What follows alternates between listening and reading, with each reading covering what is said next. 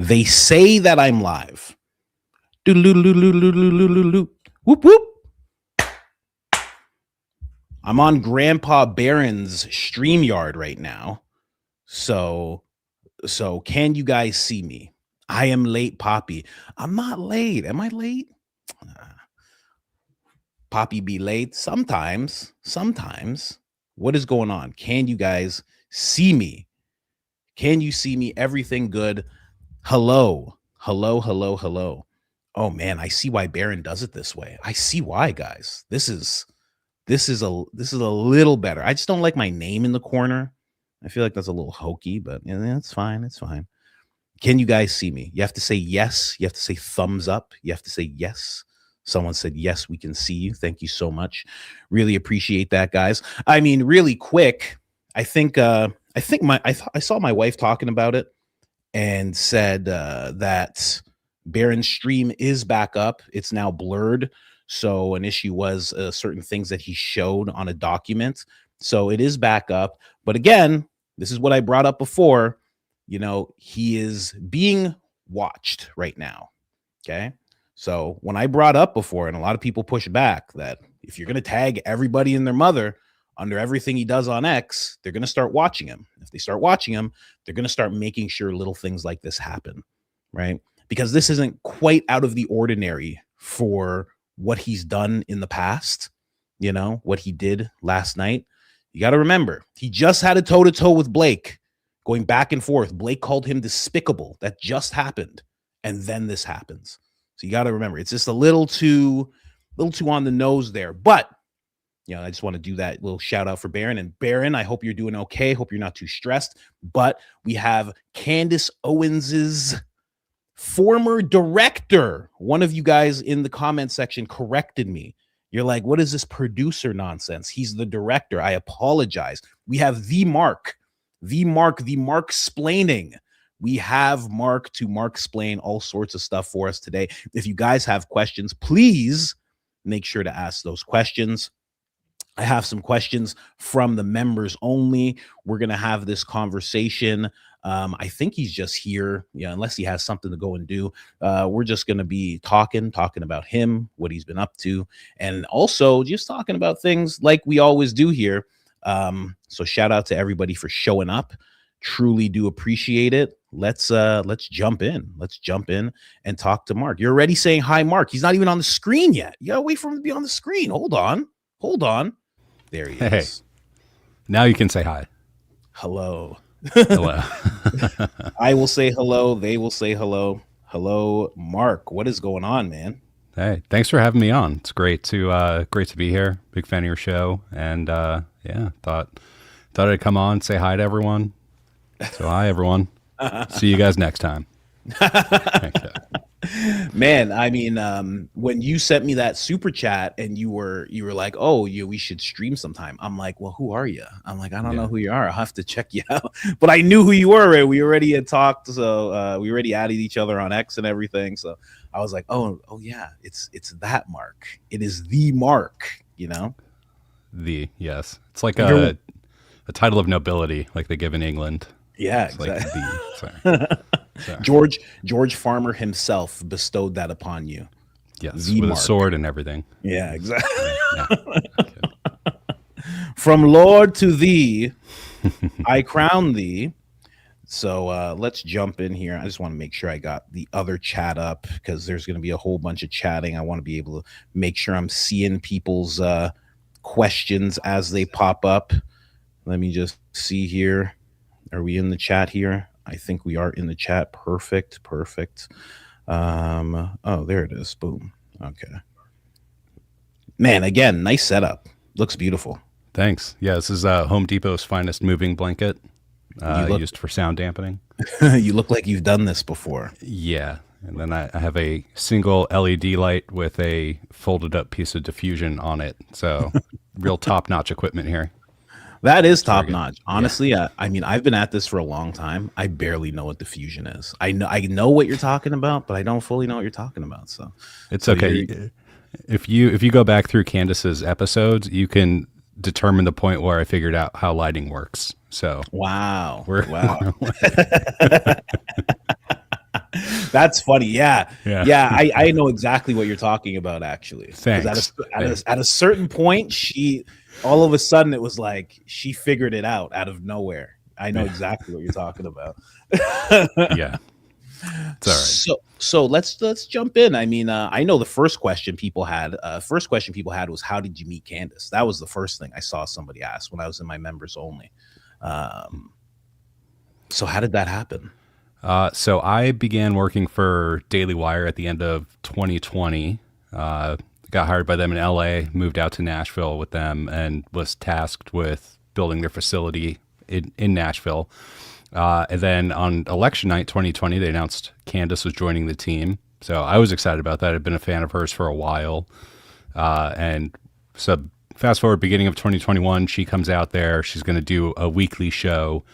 And I just kind of made it my mission to direct that show because everyone else kind of had their own specific lanes there. I was still pretty new, and she seemed awesome to work with. So I met her first day when she came in and got a tour of the building, and just kind of had been working with her since then.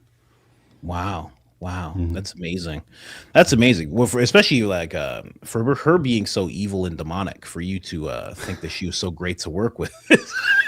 Yeah, we would always get a huge kick out of these stories that people leak. There was a really funny one about, like, on her first day, she drove up and then threw her keys at a producer and said, "Park my car." And it's like, wow. She never drove there. I think she said this on her show. She never drove there, and she knows producers are not valets. So it's it's really funny to see these fake smears come out. That I kind of was hoping that story was true, because that'd be kind of like a boss thing, like one of your first days, you're like, "Hey, Mark, what's your name? Mark? Yeah. Park it." She's just diagonal. What rhymes with Mark? Park my freaking car. We're like, yeah, no. That is funny. So that's interesting. So you worked for the Daily Wire, right? I did. That's very. And then so what happened here? And I don't know if you guys can talk about it specifically, but all of a sudden she's out and you're going with her, kind of thing. That's how that happened. So I had left Daily Wire probably like 6 to 8 months before she got fired. So I had been doing various other production work, worked on a couple other podcasts in that meantime. And then I obviously heard the story about what went down with her and Daily Wire. And I reached out to her, and she came back to me and said she wants to do her own thing and let's make it happen. So I, jumped onto that, helped build it all up, and the rest of the team came over and made it happen. Wow. So what kind of team were you guys working with? How many people are on this team? Is it just like 4 of you?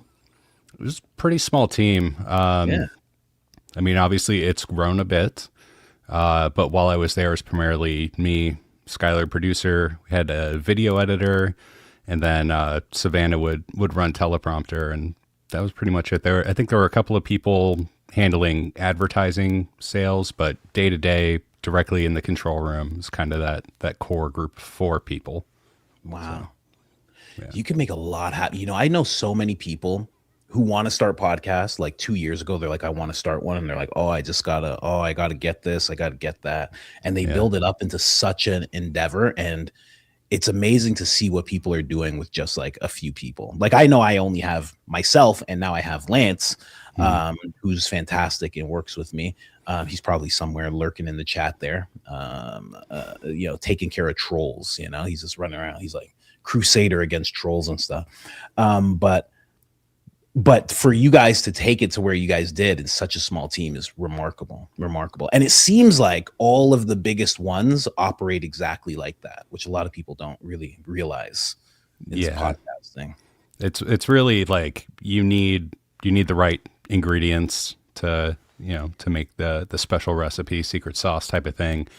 And really you got to find people that are very capable in very specific places and bring them together. And so, a lot of video production, especially at that level, because they've really we've kind of blurred the line between TV show and podcast now with the, prolification of, I don't know if that's even a word, I think it is, of video podcasts that are kind of high end, borderline cinematic. Like Candace's show, I shot with cinema cameras, cinema lenses as well, and like cutting in live clips, cutting in interviews, doing different effects and things like that. It's really, really interesting to see how that's blown up, but also anyone with a webcam and a moving blanket from Home Depot can make a podcast that can turn out to be successful. So it's wild. It's a wild world out there, but Yeah. quality definitely stands out.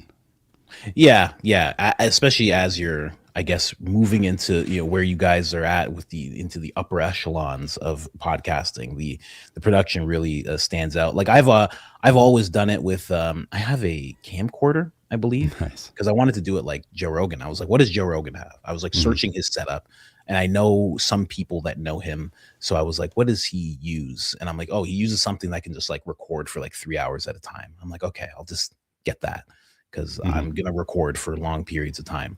So I literally just have that. No cinema lenses. I know about cinema lenses, but I haven't, I have one light. I don't know lighting, but I know that it should bounce off. I know it should bounce. I know there should be something in the back. That's all I know. And I just try to make it happen. I mean, yeah, that's all you can really do. Yeah, no, it's definitely an interesting space. And one thing that, you know, a lot of people obsess over video quality, but really audio, as long as your audio sounds good, people will put up with a lot in video. And really Co made that happen, because pretty much everyone switched to doing Zoom interviews on network television. And so that just became acceptable one day. Yeah, 100%. When it comes to this whole thing, I'm going to ask you another question here. Well, actually, you know what? I'm going to move away from the audience questions. I'm going to go with my questions, selfishly, my questions. Okay, so you guys are about to say, it's a Monday, okay? It's a Sunday. You're going into Monday, right? Everybody hates you. Everybody hates Candace. They're attacking. They're saying all these things. They're making up stories. There's all this stuff going on that is negative towards Candace. How do you guys, or how did you, because I know you're not currently there, but how did you guys and her handle the pressure? Because now it's like everybody hates you. You know that there's a huge section of people rooting for your show to fail, you know, as she does, you know, go on vacation, come back, everything's mounting on this one episode. How do you guys handle that pressure at all, if there is any in your minds? Honestly, we never really felt it. I mean, there's the saying, like, be a joyful warrior. I mean, she loves what she does. And, you know, I've heard a lot from people who hate her or hate the show, and they'd be like, she's just doing this for clicks. She's doing this, she's doing that. It's like, there's not been a single time that I have worked with her, even back at Daily Wire, where she's been like, oh, this isn't really totally accurate, but it'll get a lot of views. It's like everything she's putting out there, she is something she genuinely believes in and has researched and stands behind. Obviously, it's not, you know, there's a lot of clickbaiters out there, and she's not one of them. But as far as the pressure, we never really felt it.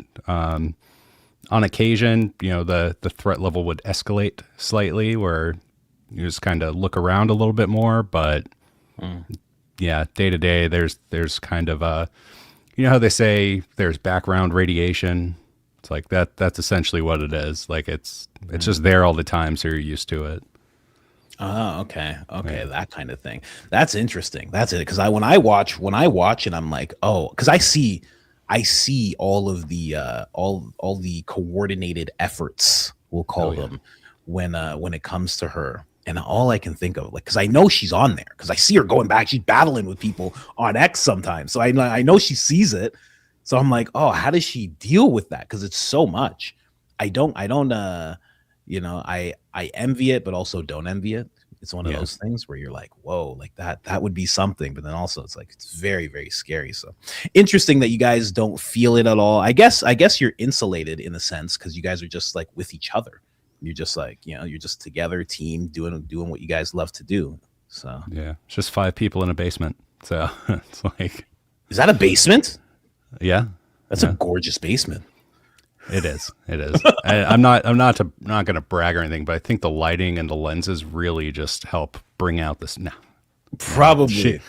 no, her and Savannah and another member of the team who, oh, her name's been on there before. Bella, like Savannah and Yeah. Bella really, really did a lot when it came to set decoration, and Candace as well. But Wow. I'm a straight guy, so interior design's not my thing.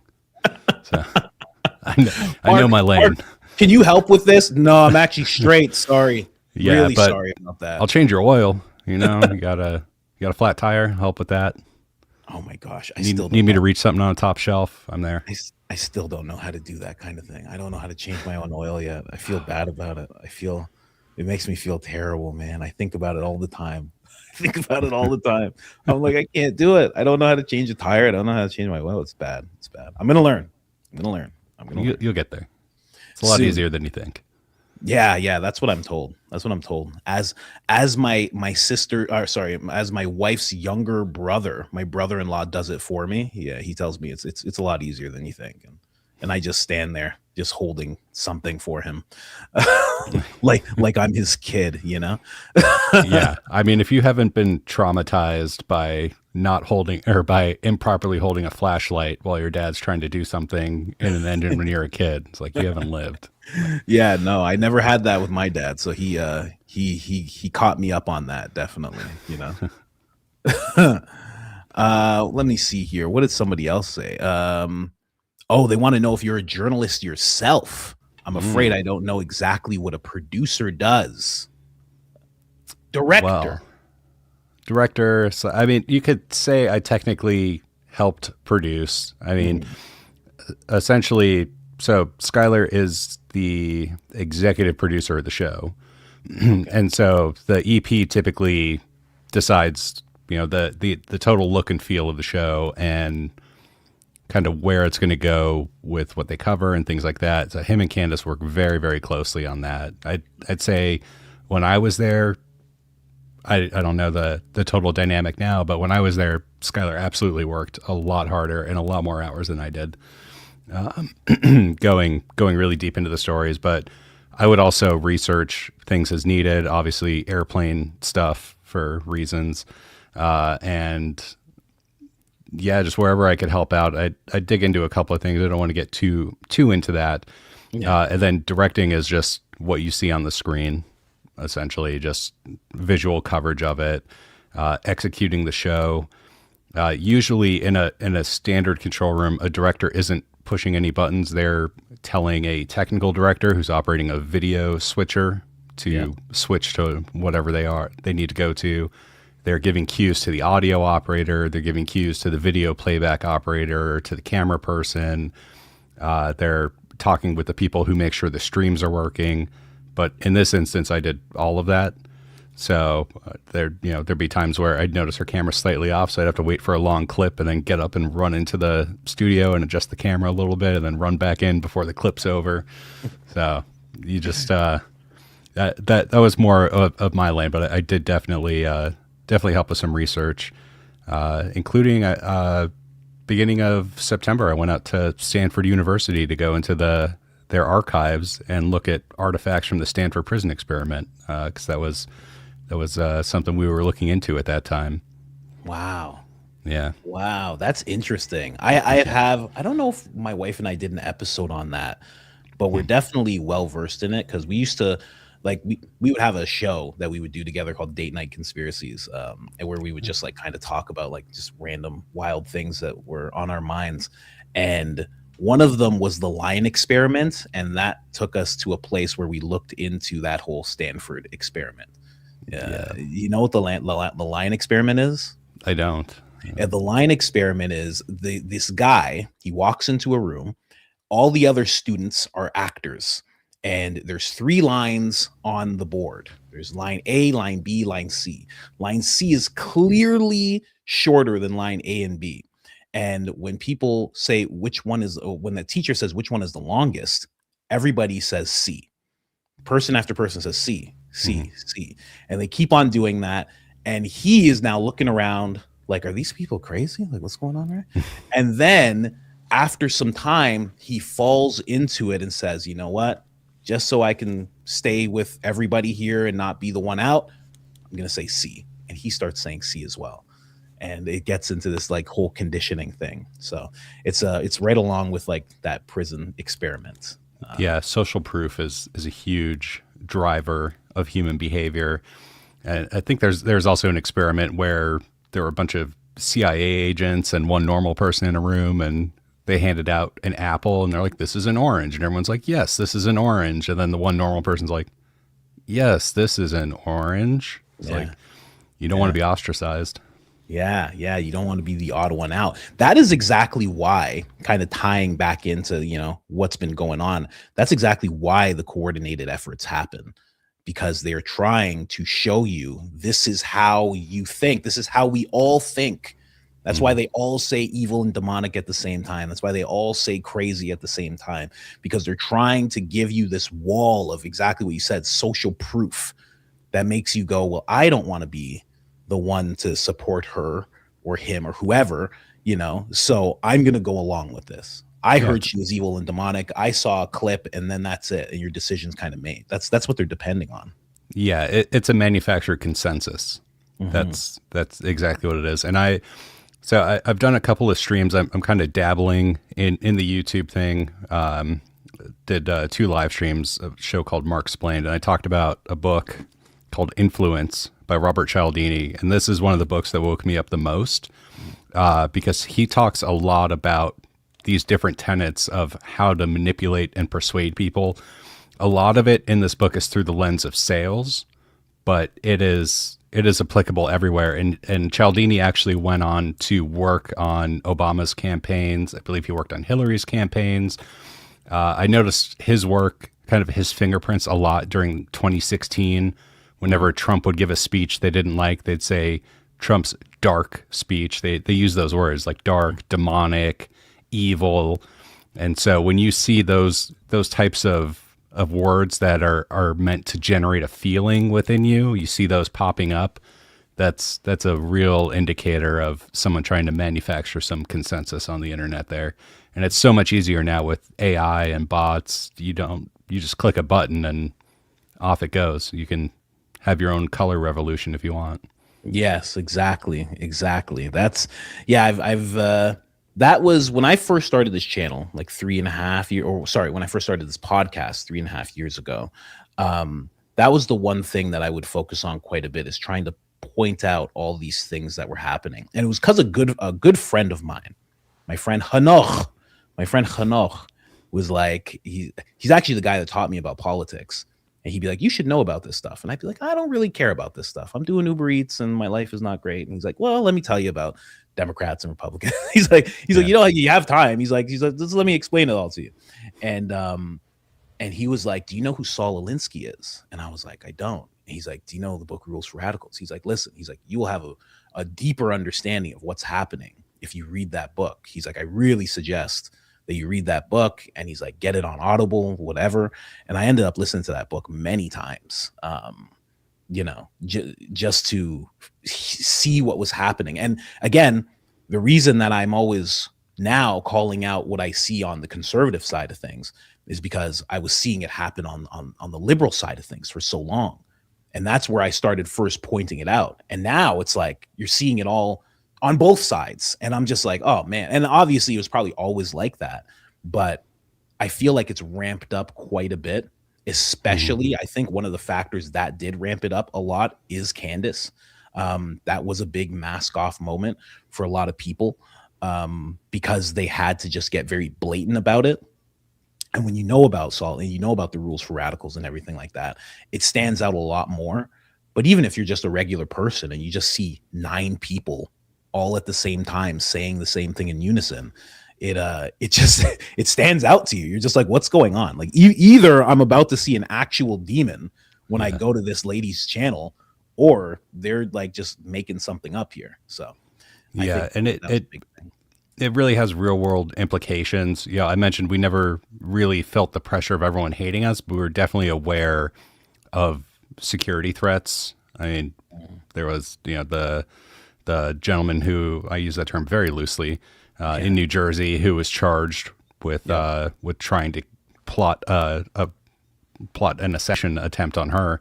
Yeah. And I will say she has an incredible security team, and they are very, very solid people who would react the right way if anything goes down. And so we never really felt too scared. And then I'm not going to get too far into security specificity there, but other members of the team take personal precautions as well. So Yeah. The security team. It's just Brian Harpole, right? That's what Yep. Tim Pool was saying. Tim Pool was like, it's just Yeah. Brian Harpole. He's just passing around mints, and he's just like, don't worry about it, Candace. I got you. I Yeah. got you. I'm gonna protect you like I did Charlie. Yeah, and Dan Flood's making cool videos on his meta glasses.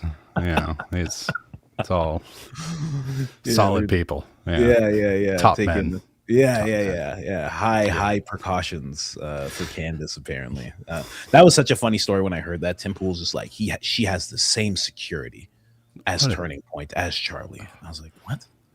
Yeah, I mean, I will say I've met Tim a couple of times, and he was very, very nice to me. I worked with him briefly. Daily Wire and Tim Cast did a crossover. He came out for a week and did his show from our studios, and we crossed the streams on a backstage episode one day back when that show was a real thing. Mm-hmm. And he was always very nice. But I mean, his operation is very kind of bloated, to be honest. We were talking about how you can do a podcast if you have a pretty small team, and he's got quite a large team. So I understand he's got to be under a lot of pressure. And so I don't necessarily know if he believes everything he's saying or if there's some other motivation behind it. But like I said, on a personal level, he's always been great to me. And even though I don't wear beanies, and I have not seen him without the beanie. So not in person. I've seen photos though. Well, he and I do connect on the beanies. I will say that I do. I have like literally 7 hats just sitting on my couch here. But other than that, we don't connect on too much. But yeah, teams being bloated, that's a big thing. Because as people know, like I listen to Joe Rogan all the time. I've been listening to him since episode 1, and that's something that he talks about all the time. He's like, I'm number one. He's like, I have Jamie. He's like, I have a guy that reaches out to people and a guy that does editing. He's like, that's it. He's like, yep. he's like, when I see, he calls out certain podcasts, kind of like that. He goes, I see these guys and they have all these people in this big space and this and that. He's like, it doesn't make any sense, but it puts you in a position where you do have to kind of just make videos. You kind of just have to make the show because you have so much overhead.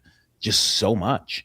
I'm very minimal on the overhead. I mean, you see someone like Baron Coleman, super minimal on the overhead. I mean, like I think he just has like a lady Daisy that works with him, and that's it. That's all they have.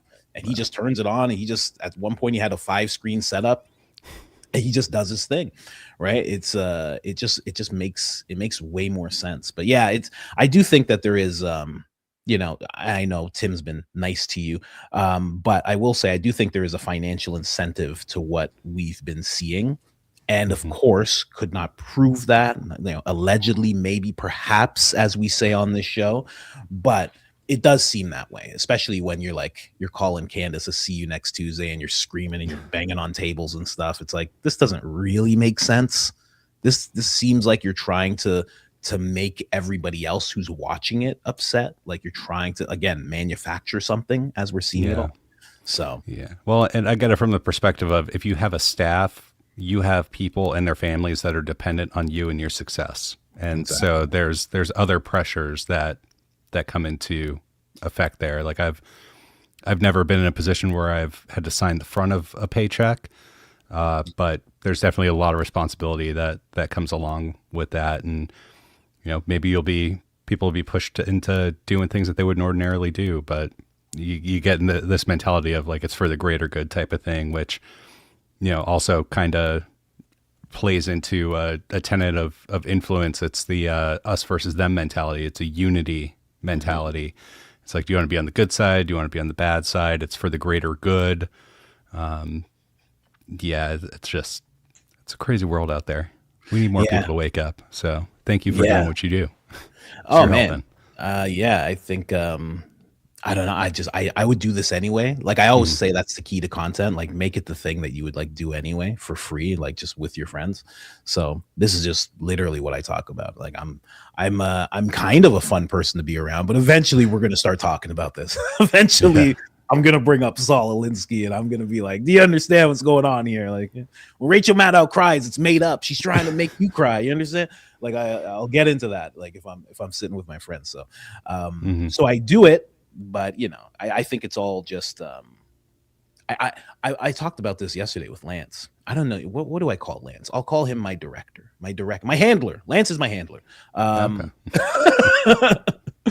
But we were talking about it yesterday, and I was like, man, like just people just you shouldn't build yourself up into like more than you actually are. Like you shouldn't sit around feeling like you're some kind of crusader.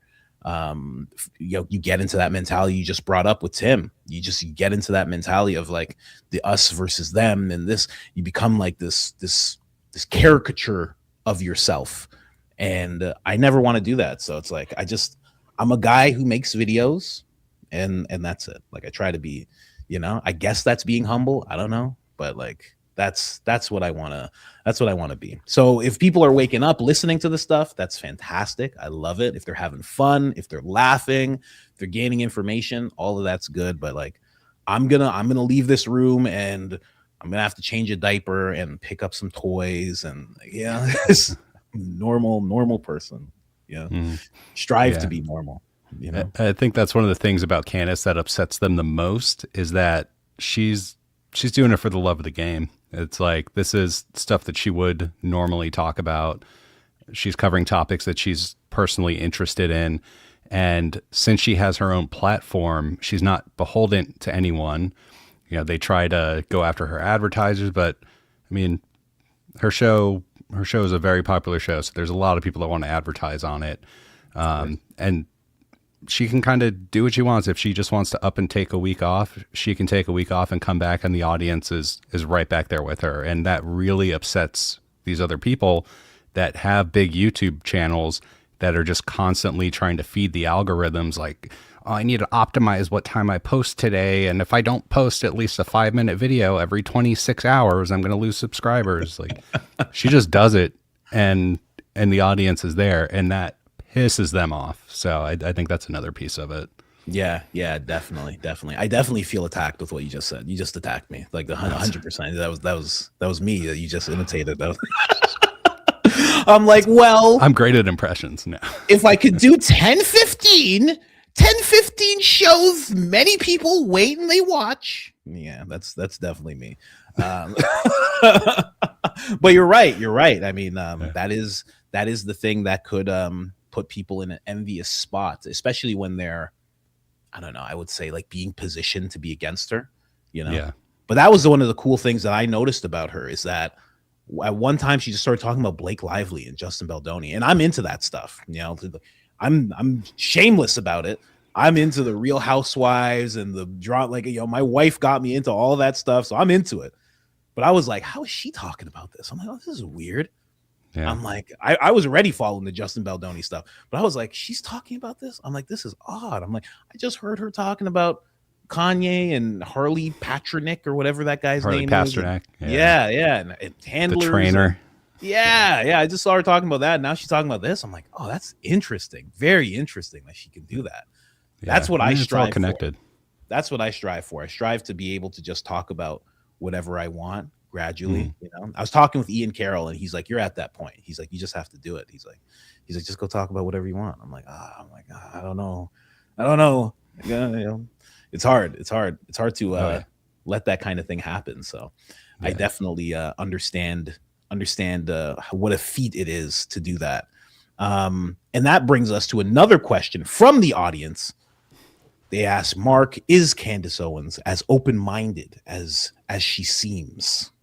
I'd say so. One of the things that I did a lot there is I would argue with her, which really on the surface doesn't sound great. But you know, when she would make a point or want to research something that I disagree with, I would obviously argue back with why I disagreed and, you know, give citations as to why I did or didn't agree with various things of it.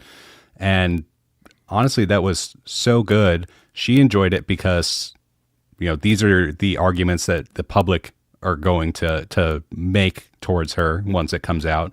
So she can strengthen her position and really button it up, dial it in before it even goes to air. So the audience can't even ask those questions or like push back on those sorts of things. And I enjoyed it because how often do you get to debate one of the world's greatest living debaters? Yeah. Every day. So I feel bad for anyone in the future who wants to argue with me, because I'm not saying I'm great at it, but I'm decent. No, but she's very open-minded, and we've definitely had a lot of discussions that kind of shaped things to go a different way than they were initially going to go. So. That's interesting. Very sweet. Somebody said you were like her Charlie. That's what they said. Very I wouldn't go that far. There's only one Charlie. Yeah, exactly. Yeah. But that's wild that you would argue with her. I said it before I even started covering what she was talking about in the investigation. I was like, I would never ever want to do anything like that with her. Any type of disagreement, I would fold. I'd be like, all right, whatever. I'll delete the whole channel. Is that what you want? Okay, no problem. I have no problem with that. I can do Uber Eats again. I don't care. Doesn't matter to me. I would never want to do that. I remember the first time somebody told me that she mentioned me on the show. I was terrified because they didn't tell me if it was bad or good. I was like, oh no, she said my name. I'm like, oh no. It was terrifying for like a good 30 minutes until I was like, oh, she just like read my name in a comment. I'm like, okay, cool. I can calm down now. Another good thing about, I guess her mentality is like, she's very open-minded, but she also has a great sense of humor. And that's another thing that pisses people off, because a lot of these people are very uptight and have zero sense of humor, but then pretend that they do and think that they're an edgelord for saying gay or retarded or whatever. And they're like, I'm super cool now because I said retard. It's like, okay. Yeah. They're like, it's back. It's like, it never left, dude. Yeah. It never left. No. Yeah. It's just not cool enough. No. Yeah. I was going to say, not in the cool circles. It was always there, and it's great. And, it's just a fun time, you call your best friends that. That's what you call your best friends. Yeah, fondly, It's a term of endearment. Yeah, exactly. But not too much endearment. That crosses the line. Then it's actually out. Yeah. That's so funny. Yeah. There is a lot of that. And it's funny enough, that is we were talking about it in the members chat, and people were actually saying that. They were saying that apparently she's very much a joker when she is like off camera, like even more so than people would think. I found that very interesting. Yeah, absolutely. So that's pretty cool. Another question. I actually like this question. They said, did you have any interactions with Kanye? Trying to think of, I can say a little bit about that. I met him briefly a few years back. He came in for something, and it was just yay. It was pretty awesome to be in a room with him. He, some people may not agree with a lot of the things he's done or said throughout his career, but you can't deny he makes great music and is one of the best music producers to ever live. Just some of the samples he's flipped into songs are incredible, like insane. I don't know how anyone could conceivably think of that. But yeah, my brief interaction with him was positive, but I can't get too deep into that. Just made you park his car, huh? He was just like, here you go, buddy. Yeah, well, actually, Candace threw his keys at me and a can of soda. That was another story. Is she allegedly threw a can of soda at a producer. Wow. Was that you? Did she hit you? She got you? Yeah, she got me. She threw a can of Diet Coke at me and was like, drink this, fat ass. And I was like, dude, what? The fat shaming? That's not cool. Hilarious. Yeah. That is so funny. Somebody just asked, why did you leave? I know you mentioned it to me. You just wanted to like head up on your own type of things. Yeah, it's a little bit of a complex situation. I mean, ultimately, I always want to do something next level. So throughout my entire life and career, I've just been trying to level up step by step by step. And helping her grow her podcast into the #1 podcast in the world is pretty huge. But I came from a live production background, working various events, working in news, even up to like entertainment news, network news. And news is pretty boring, but Yeah. I really missed live production. And so in between my shifts at Golden Corral, I've been doing a bit of that, kind of like freelance work opportunities that I haven't necessarily been able to take. Now, while I was with Candace, they were incredibly gracious and let me take time off to go do some of these events. Cool. But ultimately, that show was my 110% focus, 7 days a week, 24 hours a day. And so I really kind of wanted to get some of that bandwidth back to be able to focus on some of those other things and potentially do my own show. Like I said, I did 2 episodes of Mark Explained on my YouTube channel. They're not very good, but but I'm learning, because it's kind of like what you were saying earlier, is just go on and talk about what you want to talk about. And so I did that, but with zero preparation. And so, maybe it's endearing, but yeah. So I kind of want to dabble a little bit in front of the camera. I've done some stand-up comedy. A couple of good friends of mine are relatively well-known stand-up comedians, and so I've been talking with them about potentially opening for some of them. I've done some comedy sketches. I've done some writing, some directing, and so that's kind of the space I want to move into. Because one of the reasons why I left news in the first place is that you see the worst of humanity constantly. Like even local news is just like, here's all this terrible stuff that happened in your town. Here's something terrible that happened in your country. And here's something terrible that happened, in the Middle East or Africa. We'll be right back with weather. And so current events are kind of draining when you're just immersed in that 24/7.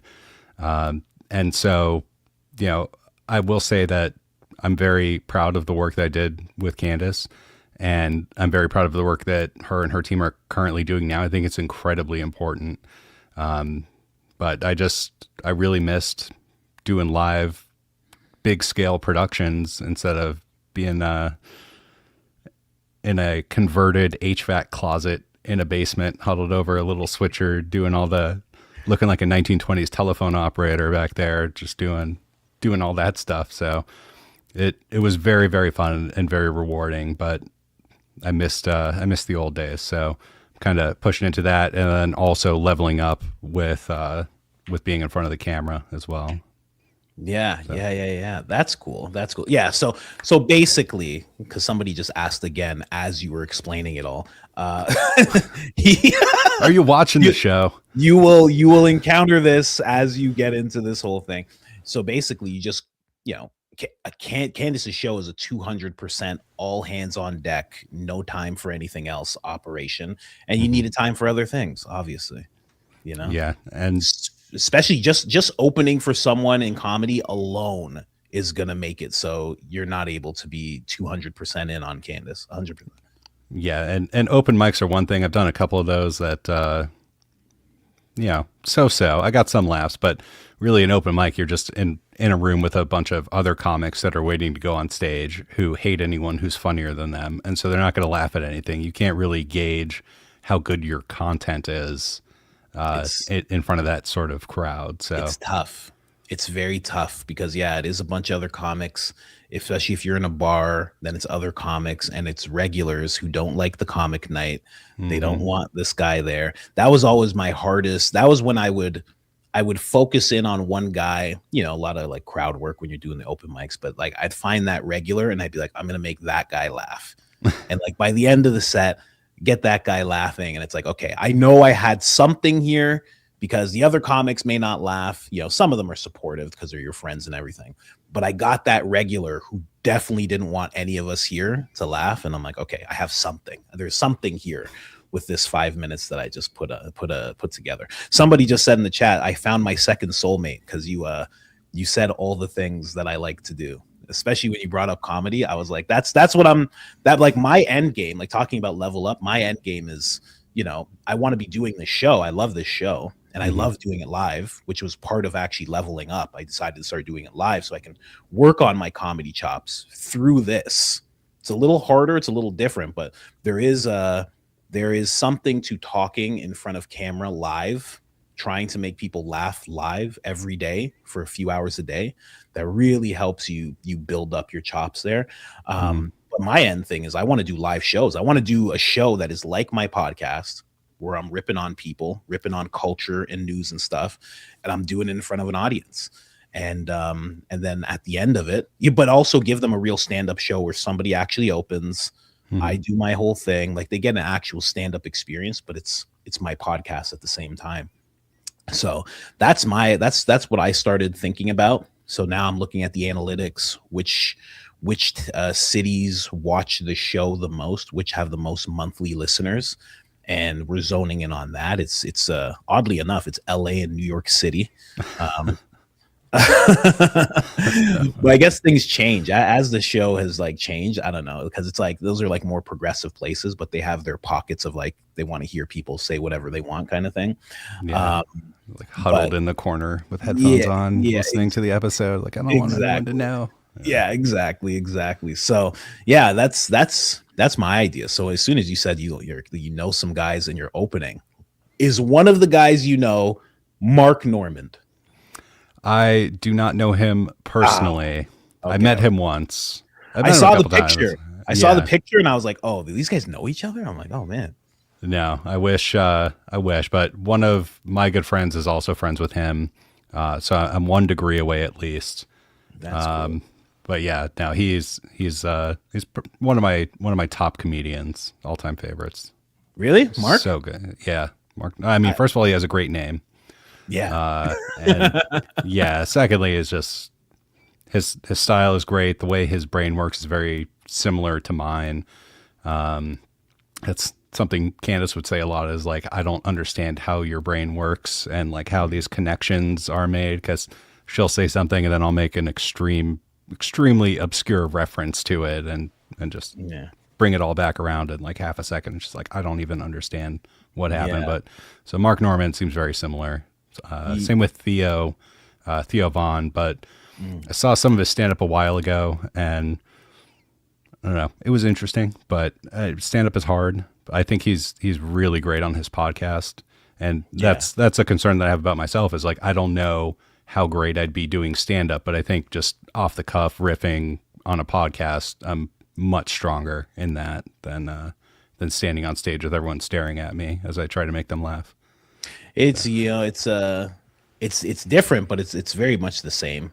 It's very much the same, but you just got to get your reps in talking, right? That's why it's like so many comedians. I have one friend, this guy out in Canada. He's actually in Canada. He's actually in Ireland quite a bit, Europe quite a bit. This guy, Kyle Lucy. And he when he first started, he always would just do as many shows as possible. And it got to the point where I think it was in his like first 4 years where he did 5,000 shows. Wow. And that was just him every day, every single place, just going and going and going and going. And yeah, he wouldn't stay in Canada. He'd go to Europe. He wouldn't stay in Europe. He'd go to the next place. He'd be in America. Like he just kept on going and going and going. Now, obviously, this is his full-time gig, but he just got those reps in so quickly, and content's very similar, where you have to get your reps in, like I've made like, I don't know, 3,000 videos, and you just have to get your reps in of titles and thumbnails and understanding things, and you just have to keep on doing it. The same with anything, like you and I, like we've both worked in like odd places within the film and television news sphere, and with everything, it's just getting your reps in, learning the personalities, and you just keep on doing it and keep on doing it and keep on doing it. Yeah.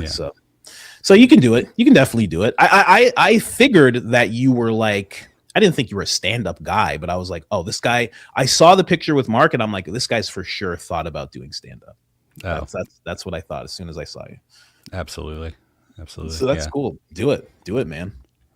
I'm working on it. I got a couple minutes of material, but I can't say any of it on the internet. I don't want your channel to get banned. But That's how I bad. feel too. I'm like, man, I don't know if I can. People are always like, oh, you should post your sets. And I'm like, I don't know if I can. I don't know if I can. In the members, I actually did. I gave my members a little bit of my set that I've been. There was something that I was working on, and I guess I can say it here. I'll say the premise here, where it's like the stereotype has always been like the old white guy who's like, get off my lawn, and who are these people? What is this? And like now that stereotype has turned into me. Like now I'm that guy, and I don't understand what's going on in the world. And I'm like, what is happening right now? I'm shaking my fist at everything. So it's like, I get it. I understand where he was coming from. Like we didn't understand when we were younger. We were like, oh man, he's not progressive enough. But now we're like, yeah, what is going on? What are you doing? You're going to let robots take everything over? Like, and then I make the, comparison of the robots taking over to, when they first let black people into the NBA. It's like, you gotta, there was at least one guy who was like, listen, hold on. I've seen these guys work. Are you guys serious right now? And they were like, don't worry. I'll take them on. I know what to do. Me and Jonesy, we'll show him what's the what for on the basketball court. He's like, no. You don't understand. These guys got 6-packs. Like, no, they throw hay bales. No, guys, they're tall. Like, we can't do this. What are you guys doing? It'll be fine. It'll always be our sport. And then the next thing you know, they take over. 4 years later, the whole court, Jonesy can't get a pass anymore, you know? So I'm working on that, yeah. It's a good premise. I'm sure there was a lot of that obscured for YouTube purposes. Yeah. You can't get too into it, you know? But I was doing that for the members. And then I had another thing I was working on, and I was talking about how, like, I was making the premise if the CIA was just like your friend, like the agent, your friend was just the agency, and he's just doing all these crazy things. He's just like, hey man, I have 300 gallons of LSD. You wanna go give it to guys at strip clubs and just see what happens? So see what goes down. Yeah. You're like, agency, you can't do that. He's like, come on, let's try it out. Come with me. Let's see what happens. We're gonna give it to soldiers too. Oh, this is gonna be really cool. Come on. Yeah. Just vibes. Let's see what happens. Yeah, exactly. Your friend, the agency, he's just a maniac, you know. But you love him. You're like, he's kind of cool guy, you know. As an agency, it's terrible, but as a guy, it's like, oh, this guy's pretty cool, you know. He's like, hey man, you want some weed? I just stole all this weed from this cartel. So much. Do you guys want some? I have like 4 tons. I've got all this crack cocaine we're gonna sell for some weapons. And, they're just like, he's just like, I just made this stuff. I call it crack. Do you want to try it? Never mind. Let's not try it. Let's bring it to the inner cities. Let's see what they do with it. Yeah. He's just let them put their spin on it. Yeah. Going up to random black guys. Hey, buddy. Hey, you want to try that? Go ahead. You want some crack? It's good. Put it in the pipe. Watch what happens next. Agency, you can't do that. You know. Oopsie. Sorry, we destroyed more nuclear families and caused a bunch of poverty. Oops. Yeah, exactly. Typical. So there's those things that I'm working on. I think I'm going to start like bringing the things that I'm working on, maybe to the members, maybe to just things like this. Someone said, don't forget children are watching. I know. See, that's the thing, right? Sometimes there's children watching and whatnot. You got to cover their ears. I say that when I'm on set, when I'm on stage, I'll say that. I'll look at somebody who's like a little young or somebody's wife or something. I'll be like, listen, cover that lady's ears for a second. Let me just talk about this. And then I'll talk about some wild stuff. But at least we didn't swear. Come on, guys. Anyway. I did say gay. So. Oh, gosh. I'm just talking about Christmas time apparel as sung in that. Don your gay apparel. Yeah. That's Fleet is somebody who makes cartoons. I don't know if you ever seen Fleet's YouTube channel. She makes these cartoons out of things that I say, things that Candace says and whatnot. She says you should help us because she heard about your comedy background as you're talking, and she's like you should help us out with that whole thing. That would be cool. That'd be really cool. I'd love to. That's one of the things I want to expand into. I want to start just a channel and just start giving her all this wild audio with all these weird premises and have her make it into cartoons. You know, she does really good work, really good work. I love it myself. Have you seen any of it? No, I haven't. I've been the last like month and a half. I've been kind of pulled back, disconnected. Like I've watched a few episodes of Candace's show. I've watched some of your show, some Baron, a little bit of Ian, and yeah. Other than that, I've just been really kind of locked in on my things, just trying to work various different things and build my own thing and other things. So you gotta.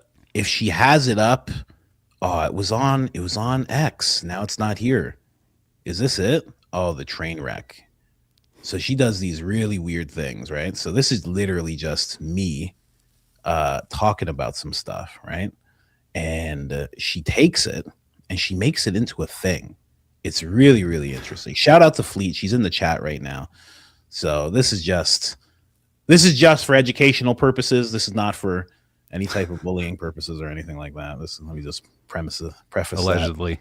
That would be like, hey, big guy. Hey, man. Hey, come over here. What's all this? Well, hey, hey, big guy, what is all this? Hey, man, this is too much. Hey, this is too much, man. I don't know what you're talking about. Ben. They need to have an intervention like they did with Charlie at the Hamptons. Ben walks in. Oh, Bill Ackman's here. Hello, Bill. Erica.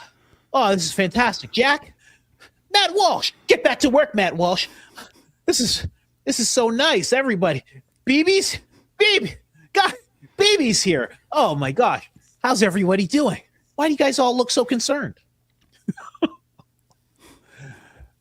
BB's like, Ben, we have to talk about your eyebrows. This is getting ridiculous. Ken, yes, Ken. This is getting ridiculous, Ben. I have to shave these. You have to shave these. What do you guys? I'm sorry, Ben. I didn't want to do this. They all made me come here and do this. I was trying to get back to work, Mr. Shapiro. They all said they wanted to talk about your eyebrows. I didn't. This is getting pretty crazy, Ben. We really appreciate what you do, but you can't just have your eyebrows like this. This is obscene. This is getting really silly, okay? It's getting very silly. I can't even light any pyrotechnics around you because I'm afraid what will happen when the flames touch them. And I had a lot of pyrotechnics ready to go for this whole thing. I have to stick with the glitter this time. Charlie would have been dancing in heaven. This makes Charlie sad in heaven, what you're doing with your eyebrows, Ben. Ben's like, what is all this? I figured that if I grow my eyebrows, if I made them very large, people would think I was taller. I just thought I thought I would be taller if I did this with my eyebrows. I figured it's not working, Ben. I have to admit, Mr. Shapiro, nobody can see you getting taller with your eyebrows like this. I'm sorry. Get back to work, Matt Walsh. And they will think I'm taller. Why are you all here? We're here to talk to you about your eyebrows, Ben. This is getting out of control now. Anyway. Fleet, ladies and gentlemen. Friend of the show. Wow. Friend of the show, Fleet. So she just keeps making things like that all the time. It's incredible. So I improv it on my show, and then all of a sudden she's like, yep, that's it. Yep, that's it. It's amazing. Should I Mark explain eyebrow gate? Because I have a theory. Oh yeah, please, Mark, explain it, please. All right. Let me lock in here. This is an important one. Yeah. First of all, hello to the Daily Wire legal department. No, okay. Oh no. No. I don't think his eyebrows really got bigger. I think what really set it up, 'cause he does these like selfie videos sometimes where he's like, oh, today on the show we got blah blah blah, and I think it was just like an awkward angle and like a wide angle lens that just made his eyebrows look bigger than usual, and then suddenly everyone realized, wow, his eyebrows are pretty big. So I feel like that's the cause of it. Either that or, putting Miracle Grow on them or something just to make them bigger and more dominant. But I don't know. Yeah. I can't tell. Maybe that is what it is. Because when you use a phone to do things, it takes away all the niceties that happen in the studio. yeah. So maybe he just showed people what they really look like. Maybe that's why his camera people are always like, we got to go like 7 feet back on Ben, maybe 9 feet back on Ben, because those things are just too much, Yeah, Maybe that's what happened. I don't know. I built his initial set when he moved out to Florida. We definitely compensated for the eyebrows. No, I'm kidding. They there's let's see. I don't think this would violate anything, but we did actually give like a specific uplight because some people just like the way they normally sit where they normally rest, like it can create shadows under your eyes. So we did uplight that a little bit, but yeah, I don't think there's any eyebrow CGI or compensation going on. I think it was just like a weird angle in a video, and the internet is amazing and takes things and runs with them. Oh yeah. And yeah, I think they should lean into it, and he should get his brows shaped and waxed and just come on one day with amazing eyebrows and just not address it ever again. I think that he did try to lean into it. He tried to sell these shirts that have eyebrows. Oh no, you didn't see that? No. Oh yeah. He wants to sell t-shirts that have the eyebrows on them. Here, let me see if I can pull this up. He had one. I just saw it, and his caption was, "We're gonna browbeat this meme into the ground." That's what he was saying. And Not I to was beat like, a dead tiny horse or anything. oh, I want to find it so bad. He just had it. He just had it up. No way he took it down already.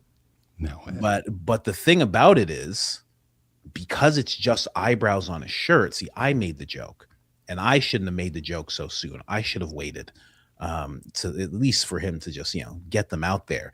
But I made the joke that it just looks like skid marks on a shirt because it's just eyebrows. No.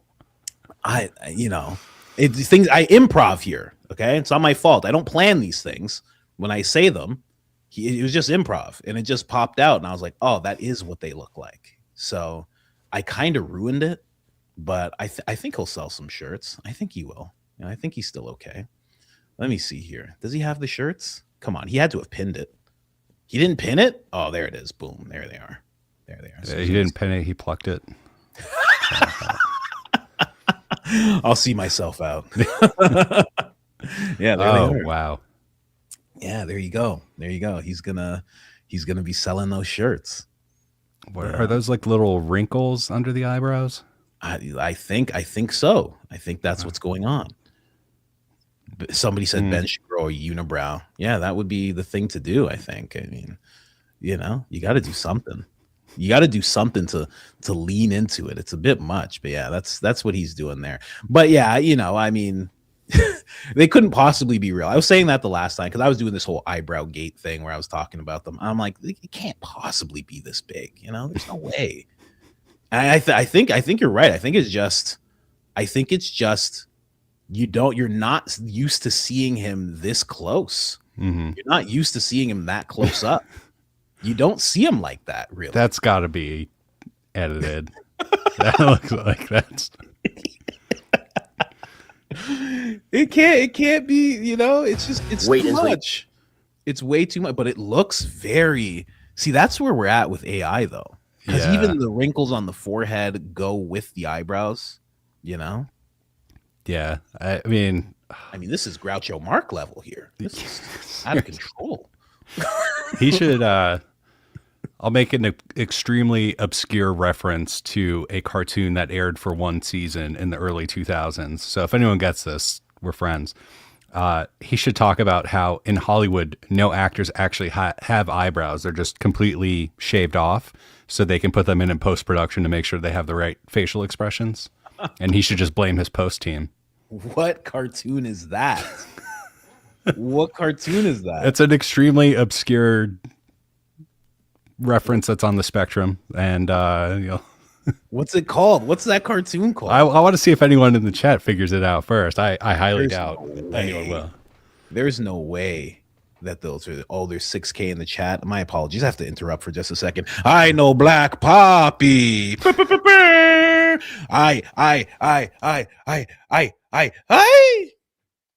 I know Black nunca nunca. I know Black nunca nunca. I know Black nunca nunca. Sorry about that. Anyway. That's all right. You gotta do your thing. I know when, as a cisgendered white male, to be silent and allow a strong man of color to speak. And I don't want to get in the way of your cultural expressions. Yeah, so please, I cede the floor to you. It's a vital thing when I talk about I know Black Poppy. It's a real thing that we have to touch on every now and then. Yeah, I think really, someone found it in the chat. who? Where? Where No. did it go? What did they Where did say? it go? No way. Fearlessly Phoenixing makes me think of Clone High. That is the one. It's Clone High? Season 1, which I think they got rid of because it's problematic for multiple reasons. They made a reboot of season 2, which is just terrible, absolutely terrible content. I love Clone High. First season, I have a DVD of it. That's another thing. Buy physical copies of things that you enjoy, because they will one day decide, oh, this is bad. We should put a disclaimer on it, or we should cut this out. So Yep. that's the one. It was the O-Town episode. Ashley Angel from O-Town. That's so funny. You know about No Clone touching below the eyebrows. Yeah. They don't have eyebrows. That's so funny that you say that. Wow, Clone High. That was a great one. That was a great cartoon. I didn't understand why it wasn't still going. I was like, oh, this is a great premise. This is a fantastic premise. You know? Yeah, I think India got upset about Gandhi being portrayed as a relentless party animal. Yeah. And that, So That makes sense. That makes sense. that's why Gandhi's not in the new season. Yeah, I don't know if I even made it through an episode of their rebooted second season, but it was just garbage. That's Wokeness kills everything. That's crazy that you say that. Who said this just now? Real tea with Krista Marie. I'm telling you, his ring light broke that day. Telling you that ring light doubles as a filter sometimes. That is all. That is all it is. Yep. There you go. That's what she's saying. In regards to Ben's eyebrows, the ring light just wasn't working. Maybe. The ring light, and this is coming. This is a lady saying this, and I know for a fact because I've had to work all sorts of production. That ring light does act as a filter sometimes. Sometimes you turn on that ring light, and you can go from a 6 to an 8.9 just with the ring light. Oh yeah, I'm gonna get a ring light. It's something. It's something. Puts those little rings in your eyes too. I mean, it activates something in people. It's like, I don't really want like the eye reflections, because then that just reminds me of like a 1990s Puff Daddy music video, and I don't want any association with Puff Daddy, P Diddy. Yeah, You don't. No thanks. You don't want that type of thing. Yeah, we were saying when we were It's a talking, slippery slope. Not Because of the baby oil, but because of other things. So literally and figuratively slippery slope. Yeah, I was very happy to hear that you hadn't been dipped in baby oil, that you're still pure that way, even though you're in the production world. Very nice. Yeah. It's a tough feat. It is a tough feat. There's always somebody with a bottle of baby oil ready to dip you in it if you're willing to do some things for it, Well, I was raised Jewish, so I fly under the radar. So they just let you pass. yeah, just Jewish enough to have my own space laser control button. So don't piss me off, because I will do it. You were holding that the whole time. Oh my god! Just in case I said anything. I keep it with me all the time. Jeez. I almost hit it when we started talking about the eyebrows. But okay. Yeah. My apologies. I didn't go over. See, that's why you brought up the legal team right away. Okay, I get it now. I see. And now, shout out to the accounting department. Oh my gosh, that's hilarious. That is hilarious. Oh my gosh. But yeah, what else do people have here? I know there weren't too many questions. Guys, if you have questions, let me know. Don't do it so crazy because then I can't read it all. But there are a bunch of questions. Sometimes they just like the chat just goes and goes and goes. You know, I mean, I mean, I don't have that problem with my show, I know, but that's fine. I know. It's okay. One day. What did just Smarty Pants say? I feel like BB Jafaring Prez Orange. Someone find that snake staff quick. Jafaring, BB Jafaring. Jokes aside, did you know BB gave Prez Orange a golden pager? Yikes. Oh yeah. Yeah, I heard he did. Yeah, that story blew up. Maybe it was a little bit of a warning, people thought. You know, here's a pager. He's like, keep this with you. Donald, keep this with you, please. Ken, you keep this with you, okay? All the time, you keep it with you, okay? It's just like, beep, beep, beep, beep, beep. I'm going to get this thing out of here. I don't know what that is. Take that somewhere. Away from the Resolute desk. That's crazy. I don't know what that is. Something. Let me see. What other people? Oh, have you ever met Erica Kirk? That's what somebody just asked me right now. I have not. No? No, but I did grow up in Arizona, so I was in the same state, at least while she was there, and not other places. But yeah, I've never met her. I think I met Charlie a couple of times during my times with Candace, but I was talking about this the other day. I really regret not spending more time getting to actually know him, other than, I'm working, trying to get stuff ready, and so I would try and say hello to the guests and introduce myself, but never really had time for any sort of deeper conversation, and I definitely regret that. So. True. Yeah, I mean, when you're one of the people behind the scenes, you don't have time for the niceties with the people because you got to stay so dialed in, right? Yeah. I mean, just makes sense, right? Have you ever met Charlie? Have I what? Did you ever get to meet Charlie? Did I? Yeah. Yeah, that's what I just said. Like I met him a couple of times, but I never really like actually got to talk to him. So okay. It's like, hey, welcome to the show. Here, here's the stuff. Oh, okay. I thought you were saying you regret that about Erica, and I was like, no. Like skim over that. I don't know. That's pretty amazing. Yeah, I mean, what can you do? You don't. We all think we have all the time in the world, and you don't think things like this are going to happen. So, yeah, you never know. Live every day as if it's your last, and make sure you leave a good legacy on the world. So yeah, exactly, and make sure your wife doesn't take it over. This is a little. that's just my take on things. Make sure your wife doesn't take it all over, and Yeah, I already have a list of things that I would like my wife to do in the event of my untimely demise. I can share that with everyone now. What does that say there? There's nothing on it. Why would you? Why would you do that? Like, you don't. Obviously, like, you have a will, but not be like, I want her to be the president of the company, and also make sure she doesn't accept any pagers, but she could be cool with BB. Yeah. No. I also don't have a wife, but so you don't have a wife? I need to solve that first. No. I don't. Somebody was actually asking. Who was that was asking? Somebody trying to get hooked up with Mark. Oh. Somebody's trying to get hooked up. They're like, does Mark have a wife? I am I have very strict criteria. So I'm very, the bar has been set very high for wife material for me. And that's good. Really, number one, not CIA or Mossad honeypot. I think that's going to be, although I think the risk of that has gone down slightly.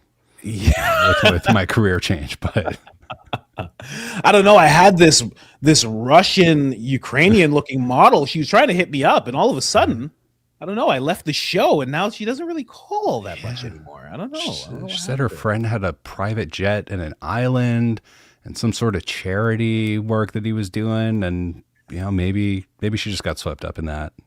Yeah, she said she had to go work with a modeling agency. She had to just leave, and she just disappeared. Jumped on this Egyptian plane and just flew away. I don't know. It's weird.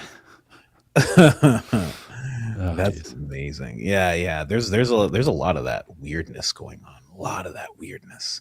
That is, I guess it's always been a thing, but people talking about it, that's been new to me, especially somebody who's been like deep in the tinfoil for a long time. That's become like a real prevalent thing, like talking about these ladies who are like placed in your life, and I'm sure it's men as well for powerful women. But yeah, that's a weird thing. You know, it's a very weird thing. There is a term for men, but because of the audience and potential for children in the audience, I'm not going to say it. But if you've seen The Interview, James Franco and Seth Rogen, you know exactly what it is. Yeah. I know exactly. But yeah, it's an interesting thing, that whole like Cash Patel. Cash Patel's the biggest one. I mean, and it's not that that's happening to him, because you know that lovely lady that he's with, that is clearly only loyal to America and always has been, and is a country music sensation. She tends to sue people. So I'm just saying, for my sake, I don't know how you feel, Mark, but she's a fantastic lady. But I think Alexis is a once in a lifetime generational talent. And I firmly believe that her love for Cash is entirely pure and innocuous and genuine. Yeah, I would never say that she has any ulterior motive. No, of course not. There's so many people who love a guy that's 5'5". There's so many, like that's been like a known thing. Like ladies are always trying to catch a guy that's 5'5". I mean, short kings need love too. They usually just have to pay for it. Yeah. So good for him. Good for him. Yeah, man. What else do? Somebody said I had. Oh yeah, because now I can do it like Baron does. Listen, I'm turning 40 in like less than a month, so I don't know how to use StreamYard with super chats, but I can show it on the screen. I loved Mark on Candace. He has a voice for this stuff. He needs to do something like a podcast and ride the wave. There you go. I talked about it. I have a channel. It's on YouTube. I think it's at Mark J. Herman. On the live tab, there should be 2 episodes of a show called Mark Explained that I've done. They are not very good. I'm warning you in advance. And then on my videos page, there's a bunch of videos from the time I went to Antarctica. That was pretty chill. And yeah, so like I was saying, I'm doing a lot right now, and my schedule's kind of up in the air. So I can't really commit to a consistent algorithmic optimizing schedule, but I'll get there. I'll do them whenever I can. I'm trying to find you here so I can actually pull up the channel, because we might as well do that since people are wondering. Mark Explaining. Oh, okay. See, it knew exactly what I was talking. I went Mark Explain, and it's like, no, dummy. It's Mark Explaining. Okay. All right. So here we are. Let's get this guy some subscribers. Let's share this tab instead. You know, people should hit it up. Why not? Right? Oh, I took you out there. There we go. Don't take me out. There it is. So check it out, ladies and gentlemen.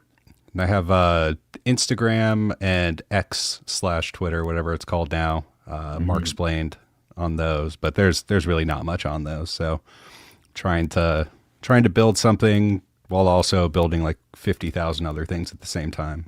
So yeah. What can you do? Oh, and I have to hit that subscribe button. There you go. That's right. Dang. Thank you. There you go. You don't have to do the bell. I don't need that much commitment. I know you got a life. You don't have to do it. Oh, there you go. All notifications. Wow. You know why? Because it's not just going to be that I'm just going to do that. I'm going to critique. I'm going to send you messages about things that I see. I do this for various friends that I have. They're like, oh, can you tell me things? I'm like, oh, I'll tell you a bunch of things. And then I just send them voice note after voice note. And some of them regret it. And, but you're in now. There you go. Do you have my phone number too? So you could just send them straight to me anytime. Yeah, exactly. But yeah, he does have a channel, guys. Go check it out. Actually, you know what? I can actually do this. I can go like this. I can copy, and I can just throw it right into the chat. Look at that. What? See, I'm learning things. Bang. It's in the chat now. There Impressive. We go. Thank you. Ladies and gentlemen. Appreciate it. That is Mark's channel. Get him monetized. You're not even monetized yet, man. Not monetized. That is the thing. When I remember first seeing Baron's channel, and he just became monetized. He just hit like 1,000 subscribers, or like 1,500 or something like that. And I was like, oh man, I hope this guy monetizes like ASAP, you know, Nice. just to get it going. Because you just never know. You never know, man. You know, Yeah. you got a good voice. If you got some things in your head that you want to talk about, you just never know where it can go. It's just, it's all available to those who like look for it, you know? Yep. To the web. What is this? Okay, that's the same thing. Let me Doing see great. here. Wow, look at that. Thoughts about the Macrons. Oh, Little man. Macron. Oh, there we go. That's a good one for you. That is a great one. I will say, having done the research alongside Candace and the team, as well as Xavier, I was like 99.9% convinced Brigitte was born a man. Wow. And then one day, Candace got a call from President Trump telling her to shut up about it, and I was like, "All right, that's 100%. That is, you don't have the president of the United States Right. call someone and say, "Don't talk about my wife's baguette." Right. Yeah. You know, I'm sad because I probably can't go to France anytime soon, especially after that statement. Yeah. I've been to the south of France once. It was lovely. Never been to Paris, but feel like I'm not missing too much there nowadays, especially No, not it's being fair. an Arabic speaker, but Yeah. No. lovely country. But Brigitte was 100% born a man. And I will say that the file photo that we would use for Brigitte was something that I'm very proud of introducing. And I hope that legacy continues in my absence. That's hilarious. Wow. Yeah. Wow. Yeah, that was a weird thing. Because you know, she even revealed that first it was Charlie that called her. So they made sure, they're like, let's get like one of her really good friends to call her. And Yeah. she was like, nah, whatever, Charlie. I got an episode to make. Guess who it's about? Bye. Click. Charlie's like, oh no. And then the Prez himself calls. That's wild. Yeah. I wonder, I don't know what the phone call was like, but I wonder if Candace was just like, am I on target? Is that why you're doing this? Like, are we serious right now? I can't say here or there, please. Don't make me comment on this, Candace, please. If we could just stop. I'll show you pictures afterwards. Trying to get this deal done. You know? I feel like there's a fine line between a Don Corleone and a Trump impression there. And Oh yeah, Yeah. because he's a New Yorker. New Yep. Yorker. All old New Yorkers, especially when they're rich, they're all mobsters. Even if they're not, even if they're just straight and narrow, they're all mobsters. You know, the mobster aura is just all New York all day Yeah. long. no, I watched Goodfellas a couple times, so I'm pretty well versed on Oh, yeah. how the mafia works. Well, if you pair that along with Casino, Great Right. movie. you know, if you pair those two, you have a good understanding of what's going on. And the Untouchables. If you want to go real deep into the research, you go Untouchables, because that tells you about Meyer Lansky and Lucky Luciano. Hmm. That's a good movie. That's a very good movie. Talks about their whole rise to fame. And who's in that movie? Arnold Rothstein. Who's connected to Arnold Rothstein? Erica Kirk. I What? mean, full circle. Full circle. Wow. That's called the callback, ladies and gentlemen. Impressive depth. Pulling that one out there. But yeah, let's see. But yeah, the whole Brigitte's a dude. yeah, That's it's what we're wild. talking about. You're doing the research. How are you doing that research? Are you guys just getting down into Google? Are you AI? Like, how are you're going to archives sometimes? How does that work? Yeah, I can't get too deep into it. True. Okay. You know, not gonna give away the The secret sauce. recipe, That's but true. That's true. Okay. I almost said I don't want to tell you what the herbs and spices were, but I feel like that would be somehow racist.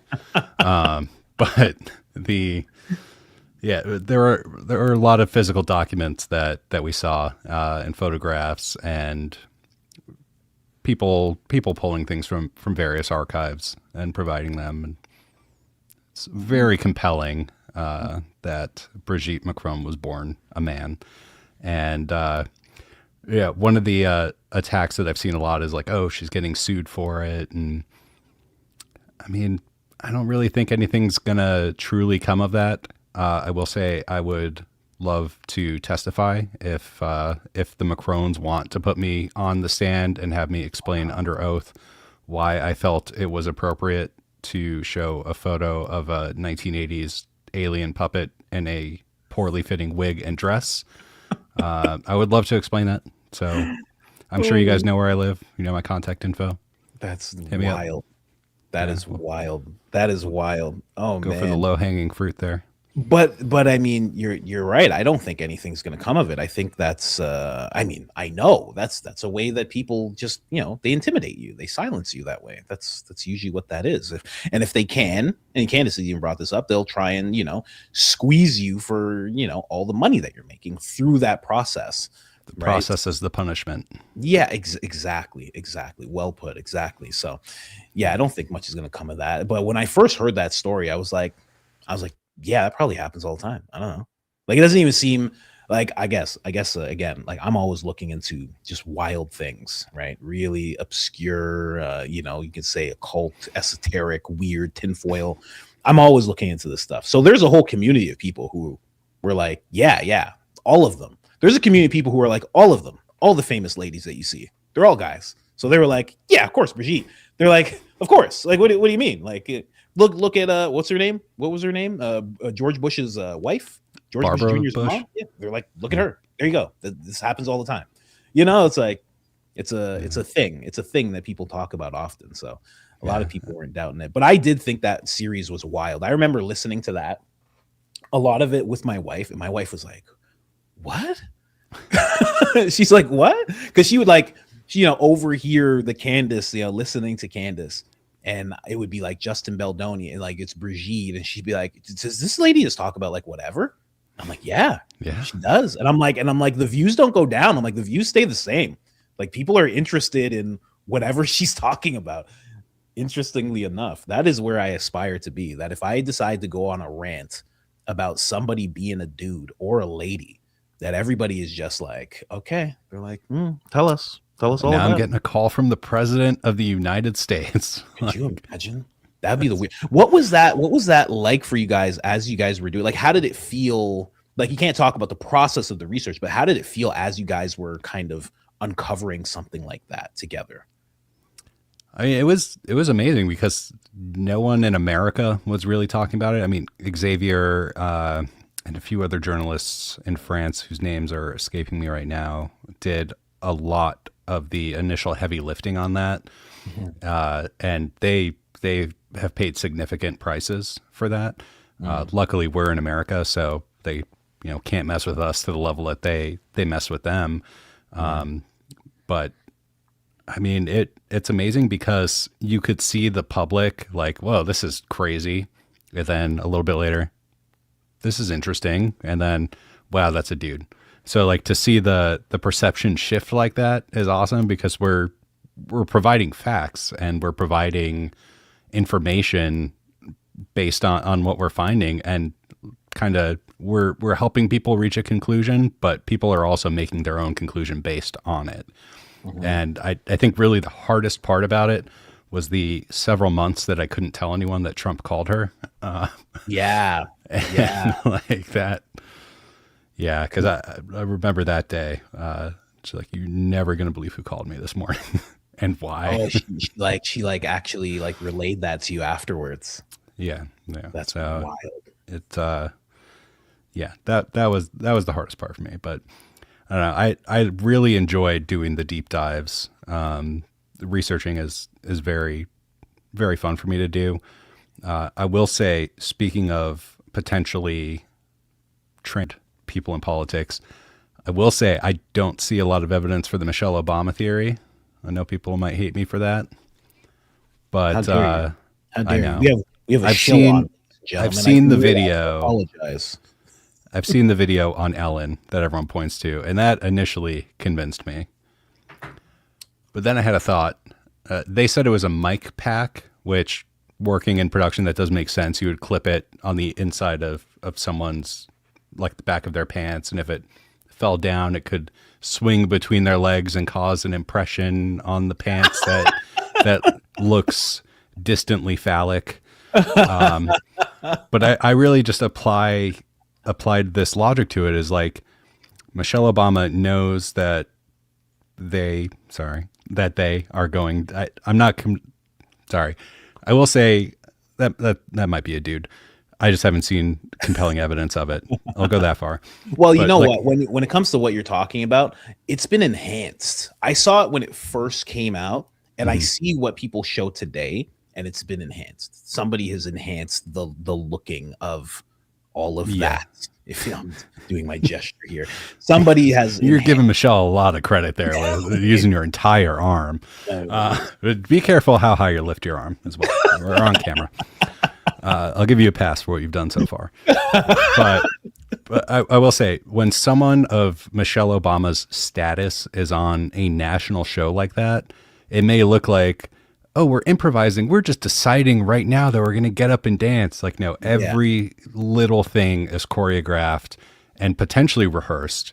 Yeah. And I highly doubt Michelle Obama would go on national television and dance while freeballing. That's exactly. I've again, because there's a community of people who like talk about all this, and like I talk to a lot of them, and they'll tell me about Cardi B, they'll tell me about Nicki Minaj, and I'm like, I'm like, guys, like, come on, like, you have no idea how focused in they are before this person hits the stage. I mean, it's just like there's zero room for error, messing up. I mean, the person who messes up, they instantly lose their job. I mean, it's just like, especially in film and television. Ellen. Yeah, Ellen. You know what I mean? Like, notoriously mean. Yeah. And I mean, it's just like, I don't know. I'd have to see Allegedly, more. But I do love it. I love it, and it's fun. So when people bring it up, I'm all for it. You know what I mean? Oh yeah, this is the person telling you about the ring light here. Realty. Oh, do you have some kind of show? Realty, because this is a really interesting username. Like, you must have a show. Look at her picture is really done nice. That's a very good. If you don't have a show, just based on that name alone, you should start one. But yes, that was the message about the ring light for us. She's letting us know, and she clearly knows because she's like all done up there. Let's see here. Ben should grow a unibrow. That would be one way to embrace it. If he got a unibrow, I would applaud him. I would say, okay, he knows what he's doing here, folks. Like, he would need to start painting. The Jewish Frida Kahlo. Eugene Levy. Yeah. That's what it reminds me of when I see it. You know, Eugene Levy, notoriously not mean. Actually, the opposite of Ellen. I've worked with Eugene Levy. He's the nicest guy that you could possibly meet. It's oddly nice, you know. I believe that. Yeah, he's a really and his son works. I was on the show Schitt's Creek, and I was working locations as I was like building up to like PA and like working with like assistant location managers and stuff. And yeah, he would randomly see somebody who worked on set and be like, hey, and to start like talking to you and be like, yeah, they would want me over there. And yeah, you just start randomly. I met Catherine O'Hara that way. Rest in peace. But that was a great show to work on. They're fantastic. I mean, it's one of the few shows that, because when you're like working locations, you want to like stay away from everything. I've been a grip as well in set design and stuff like that. Usually you're just zoned into your task, your job, and you don't really care what's going on in the scene. Like, you care enough to know when it starts, know when it stops. That's about it. But that's one of the rare cases where everybody wants to watch, because they're all really good at improv. They're all really funny. So everybody actually wants to stop and watch what's going on. Like, one of the few shows where that happens. Mm-hmm. Yeah, amazing dude, that Eugene Levy. And better eyebrows than Ben, you know. When he does the thick eyebrows, it's cute. You're like, oh, there he is. Like, how about that? When Ben does it, it's like, this is grotesque. How dare you do this? Zemet 1969. Would it not be ironic if Candace Owens unshackled all American minds? Yeah, I guess so. Maybe like if you're Alanis Morissette, maybe. So I don't think that's the actual definition of irony. Like all the examples in her song. Would it be coincidence? I don't know. Would you think? Sorry to Mark's plane. Or It's like Candace unshackling all American minds. You know. I don't have anything to add. I know I can't sing, so I'm just not gonna. Oh, not gonna torture everyone with that. Gotta give it a try. I mean, come on. Oh, I've tried. The neighborhood dogs hate me. You do have a obscure mind like Mark Normand. I can see it more and more as we talk. You have very obscure things that come out. It's good. It's good. Mark is interesting that way. Very interesting. The technical term would be something adjacent to autism spectrum disorder. I think. Well, yeah. Like it's like Mark has Tourette's. But everyone's on the spectrum. Does it. Like when you see him on Rogan, it's like it's wild. Like they're just talking and he's just going. He's just firing out one-liners, one word. It's just he just keeps on going. And there's a lot of misses. That's what I like about him. There's a lot of misses, but he's like, we got to keep going. Like I can't stop. You can't. You got to keep going. And he gets to the point where he annoys Joe, and I'm like, oh, this is golden because it takes a lot to like have him visibly annoyed. Oh man, he does it great. And for some reason, he takes the opportunity. I don't know if you ever see. He takes the opportunity to burp into the microphone anytime. It's like he'll be over here, and if he has to burp, he will go like this and burp directly into the microphone. He was sitting with David Cross. I don't know if you saw this. I think he farted next to David Cross. I believe it was David Cross, and David Cross was very upset that he would do that. Very, very upset. And Mark was just like, whatever. Like it was almost like he was going into like an Andy Kaufman type of bit where it was like he planned this fart. This fart was scheduled and planned to see how Dave Cross would act. It was crazy. It was nuts. Ben needs eyebrow intervention. Michael Knowles. Yeah, Michael Knowles. I don't think Michael Knowles could do it, honestly. I think it's BB. BB would have to actually step in and say, "Hey, like this has gone too far. This has to stop." I think that's it. Or like Miriam Adelson, yeah, she would have to step in, something like that. Yeah, I mean BB, like while Ben's at the brow retreat in the Hamptons, BB can call and be like, "We need to take your brows to the next level." I won't tell you how, but I'll give you $150 for brow shaping. So. Yes, BB. Oh, thank you so much. You know that whole thing. I will say I've never been to Israel. You've met Ben before. I have met Ben multiple times. So I'm sure in person he's like a good guy, right? Like, you know. I'd say so. He's very focused. He's always reading, always listening to a podcast. So he's always locked in on something. And it's like when you, I guess, operate at that level, you kind of have to be.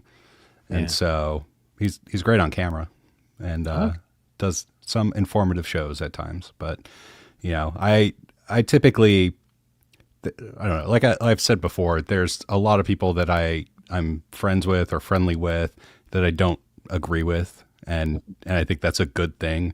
Yeah, definitely. You need to have friends that you disagree with, because if I didn't have people in my life that I disagreed with, I would still be a pro-ist.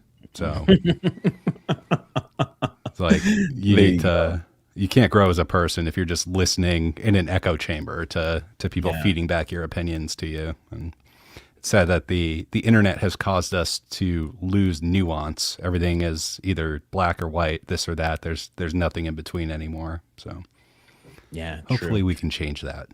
True enough. Well, I mean, I don't know if that'll change. I mean, it's hard, right? Because there's an active, you know, when you talk about changing it, it's like there is an active effort to change it, right? But then there's also an active effort to keep that the same, right? As much as people want to break out of the boxes that they're in, they're constantly providing you with new boxes to get into, right? And they're lining it like as you break out of your box, they're lining up another box directly in front of that break so you can jump into that box and you don't even realize it, you know? Wow. So they tried to tell us in the 90s with that saying, think outside the box. It's predictive programming. Yeah. They knew what was coming. They knew it was coming, and they provide. The thing is, they provide you with the box. I've talked about this before. Like you talk about like wanting to point out things that are done in the media, like purposely. One of the things that's done that a lot of people don't talk about is the people who are on the fringes are placed there, right? Yeah. The people who are deplatformed, quote unquote. In my mind, I think, well, when you start listening to those people, you feel like you've broken out of everything. But in reality, they're providing you with another box to be in. They're making sure that you actually don't make it outside of whatever all this is, in terms of free thinking. You see that with on this show, I call him Balix Tones. Because they don't like when I mention this guy, but you see, like that's what he's turned into. He's very much turned into this box that people jump into. Now he is spewing everything and anything that the admin wants him to spew. It's a very odd thing to see, and I always use. Sorry, you get $1 billion of leverage against someone. You get them to say whatever the hell you want them to say. Exactly. You help him out. Like Elon helped him out. Apparently, the admin is, like there's an incentive there, right? Like exactly what you just said. And I always use the analogy of the Matrix, right? There's people talk about. There's been a whole breakdown of why in the Matrix. If you remember Zion is the Matrix. Like the whole thing of Neo being like, and he busts out and he goes down this whole thing.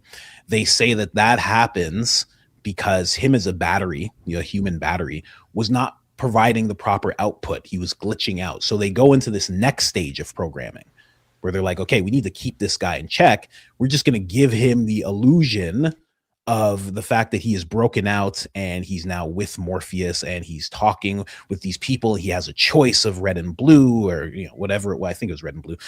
He has a choice now and he's in Zion. But in reality, all of that is still the Matrix. All of that is he's still in the box and just doesn't realize it. He just gets to go on this superhero journey, right? Where he feels like he's broken free and he's the one and all that stuff. But in reality, the robots, in this theory, the robots still have complete control. They just gave him that illusion of feeling that way. I could see that. And it's interesting when you realize how many people woke up because of the Matrix and how much of it might have some foundation in truth because the directors literally kept themselves afterwards. So now they're the Wachowski sisters or whatever. Yeah. Like, oh, the Matrix was just a trans allegory. No, it wasn't. It was just, I think the fourth one, which I didn't even bother to go and see. Wow. They said it was like all just like a video game, right? Like I think that was the premise in the fourth one, is that the whole thing was just a video game, right? So kind of, it's kind of the opposite, like conditioning people to wake up in the first few, and then the last one is actually conditioning them to go, no, just go back to sleep. Like none of this was real. Very interesting stuff. Yeah, very interesting people. Those brothers, sisters, those siblings, we'll call them. Yes. Very interesting siblings, those two. Yeah. For them to go through that whole thing, a very odd situation. But the Matrix, that whole that's what's going on with people time and time again. You think that you're breaking out of things, but there's a whole setup. If I use another analogy, a new school analogy, it's like Rick and Morty. Rick and Morty have an episode where they're trying to break out of this simulation, and they break out, and then the aliens are like, you're still in the simulation. And then they break out again. The aliens are like, you're still here. And you can't really tell if they're still in the simulation as they leave. You don't really know. It's that type of thing that we're in. So it's hard. It's hard. You can wake people up, but it's like there's so many other avenues for them to fall back asleep if you use that analogy. Well, and there's a lot of talk lately of, like Elon Musk and others saying that we live in a simulation, which I don't necessarily agree with. I think that a world created by God could be considered an organic simulation, like because if God created us with his thought, his direction, then we exist within that potentially. I mean, no one entirely knows for sure. And I think one thing that stood out to me is just like my weird way of thinking. When you play a video game, this is a weird, but trust me, we'll get there. You play a video game it only renders the portion of the map that you're actively looking at. So there's all this other stuff happening around you, and the computer's not going to waste processing power unless you turn around and look at it. Yes. And I've seen something like that in the natural world. Of course.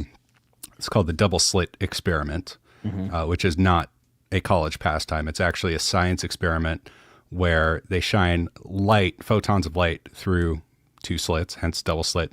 And when a human is observing it, the light appears on the wall behind the slits one way. And when a human is not observing it, the light scatters, which is weird. So it's like our consciousness has an impact on the natural world. Yeah. So makes you think. It does. It does. I've talked about this at length because I'm into Riz. I think his name's Rizwan Verk. He has a few books on the simulation theory and game theory. So he's a game developer who actually got into simulation theory, and then got into a whole bunch of just like, you know, he uses game terminology to talk about the simulation theory, and then also has all this Eastern wisdom, Eastern mysticism wisdom that he has along with it.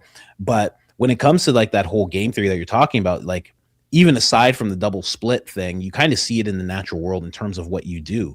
You know, you're talking about this game having only so much processing power, right? As soon as you said something to me, the possibility of this happening becomes a thing, right? Whereas if you don't, this is not a thing. It scatters, you know, it's not focused anymore. If you say that you want to be a comedian, there is a door or there's something that renders out. That's possible. Now, if you walk into that, there's more that renders out.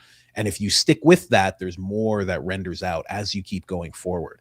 And I see that within life all the time. Like I have a great story about just the mothership in general. Like I wanted to go to Joe Rogan's mothership. I'm in Austin. I'm like, why am I not going like all the time? And I don't even say to my wife, I'm like, I should go to the mothership. And my buddy, he runs like a lot of Eddie Bravo's online content, right? And you know, we're friends. And all of a sudden he just messages me. He goes, "Hey, if you want to go to the mothership, just let me know. We can go Wednesday or we can go Thursday." Right? It was just very odd. Like I didn't say anything, I didn't tell him, but he's just like, "I can get you in these 2 days, we can go." And it was like, I don't know, an hour after I thought about it. Right. So it's like something renders out. And then I thought to myself, I'm like, this place wasn't even real until he brought me here. Until I thought about it, it wasn't even like a real thing because I'd never been there before. But then he told me about it, and all of a sudden it's real, and I'm in there, and I'm feet away from Joe Rogan. I meet Joey Diaz, which was amazing. I get to actually meet Joey Diaz and talk to him. Yeah, that was the highlight of everything. People are like, "Oh, you got to go see Joe." I was like, I shook Joey Diaz's hand. It was crazy, and I saw him live. He was randomly there, and he did his whole thing. It was amazing meeting him. As soon as I met him, I was like, "Joey, you did a great job." He's like, "Oh, dog, I was forgetting all my stuff, dog. I was up there, man. It's just, I don't know. I got to get my stuff together. I'm like, Joey, I'm like, none of us knew. None of us could tell. That was amazing. And then he went away. He went upstairs. Their green room is upstairs. They don't play around. It's not like to the side. You have to take an elevator that like nobody's allowed into. So I've been in it. Sorry, but continue with your. Have you? Okay, sorry. I went once. With a friend who is a friend of Joe's, and so we got to like. I didn't go in the green room, but we got to go to the special elevator, and then there's like a seating area that's upstairs outside of the green room. So got to sit up there, but that's as cool as I am. I didn't actually go in the green room and meet everyone. That's interesting. It's a nice elevator, though. Yeah, we'll tell you. I saw into it as Joey Diaz was closing the doors on me. Yeah. I was so struck. I've met so many famous people. I was so struck that it was Joey Diaz. I actually patted him on the back, and I'm like, "Why are you touching him? Hey, in my head, I was like, "You're touching Joey Diaz. Why are you doing that? What are you doing right now?" I had to gather myself. I was like, "Okay, let's stop this. This. Good job, Joey. Thank you. Like, you know, compose yourself. You know, you turn it into a fangirl here. Like, come on." But it's Joey Diaz, man. Yeah, I don't know how much longer he's going to be around. He's like the Sasquatch of the comedy world. You can't just see Joey anywhere. He stays in New Jersey a lot now. Yeah. Joe Rogan's trying to buy him a house in Austin, but you know, he's like, I like New Jersey. So he's like not leaving. Isn't that amazing? You have a famous friend who's like, I'll buy you a house, a nice house. And you're like, nah, I don't know. I got a house in New Jersey. What? Jeez. Pretty amazing. But this person says, actually, that's how I make fun of nerds. I always do the nerd voice. I know. People, oh, do you watch it? All right, good. I feel personally attacked. My voice isn't that high. Whitney Murphy, one of the mods here. Mark, I'm just gonna say I'll pay a membership to hear you read the phone book. Your voice was made for this. Let coach know if you need let coach know if you need mods. I think she's saying, let me know if you need mods for your live streams. We got a good team. God bless you. They are an incredible team of mods. They're even willing to call each other out if need be. They are great. They actually think about modding. They talk about it. We're in a Discord where they all get together and they plan things and they let each other know where they're going to be, et cetera, et cetera. Like, they are great. I think you also do it for Baron. I think Whitney, she does it for Baron as well. They're actually a great team. So That's yeah, awesome. if you need mods, they are the people. They are great. And yeah, your voice is absolutely incredible for this type of thing. I mean, Thank you. I made it myself. People tell me that I just sound like Dave Chappelle doing a white person impersonation. So that's where my voice is at. So That's that's the Dave Chappelle white. Yeah. No, and I think people are talking about like the newscaster when he's like, oh, what's going on here? Like, people say I sound like that. Like, all right, fine. I could get that. Whatever. Yeah, I think my voice is okay. I mean, Don LaFontaine, I don't know if you know who that is. That is in a world when there's nobody around and one man can save humanity. I can't get there yet, but one day. I need more cigars. Yeah, you could definitely do that. There, let's move on. No one talks in movie trailers anymore. But yes, thank you, Whitney. Right? I had 12 people in the chat in my last live, so I was able to handle it. Hopefully my next live has more, and I'll hire some moderators. That's funny. Yeah, 12 people. You gotta have some mods there. You know, they spice things up, man. They like especially like Whitney and them, they like make sure there's like it's like they give it more of a community feel. They're not like Ben Shapiro where they're like, get back to work, everyone. They're not doing that whole thing. They're like talking to people, and like it's a really good vibe that they put out, because they're in my chat, but I go to Baron's chat all the time. I try to go every time he goes live, and I'll talk and I'll see them all, how they do things. So it's really cool to see.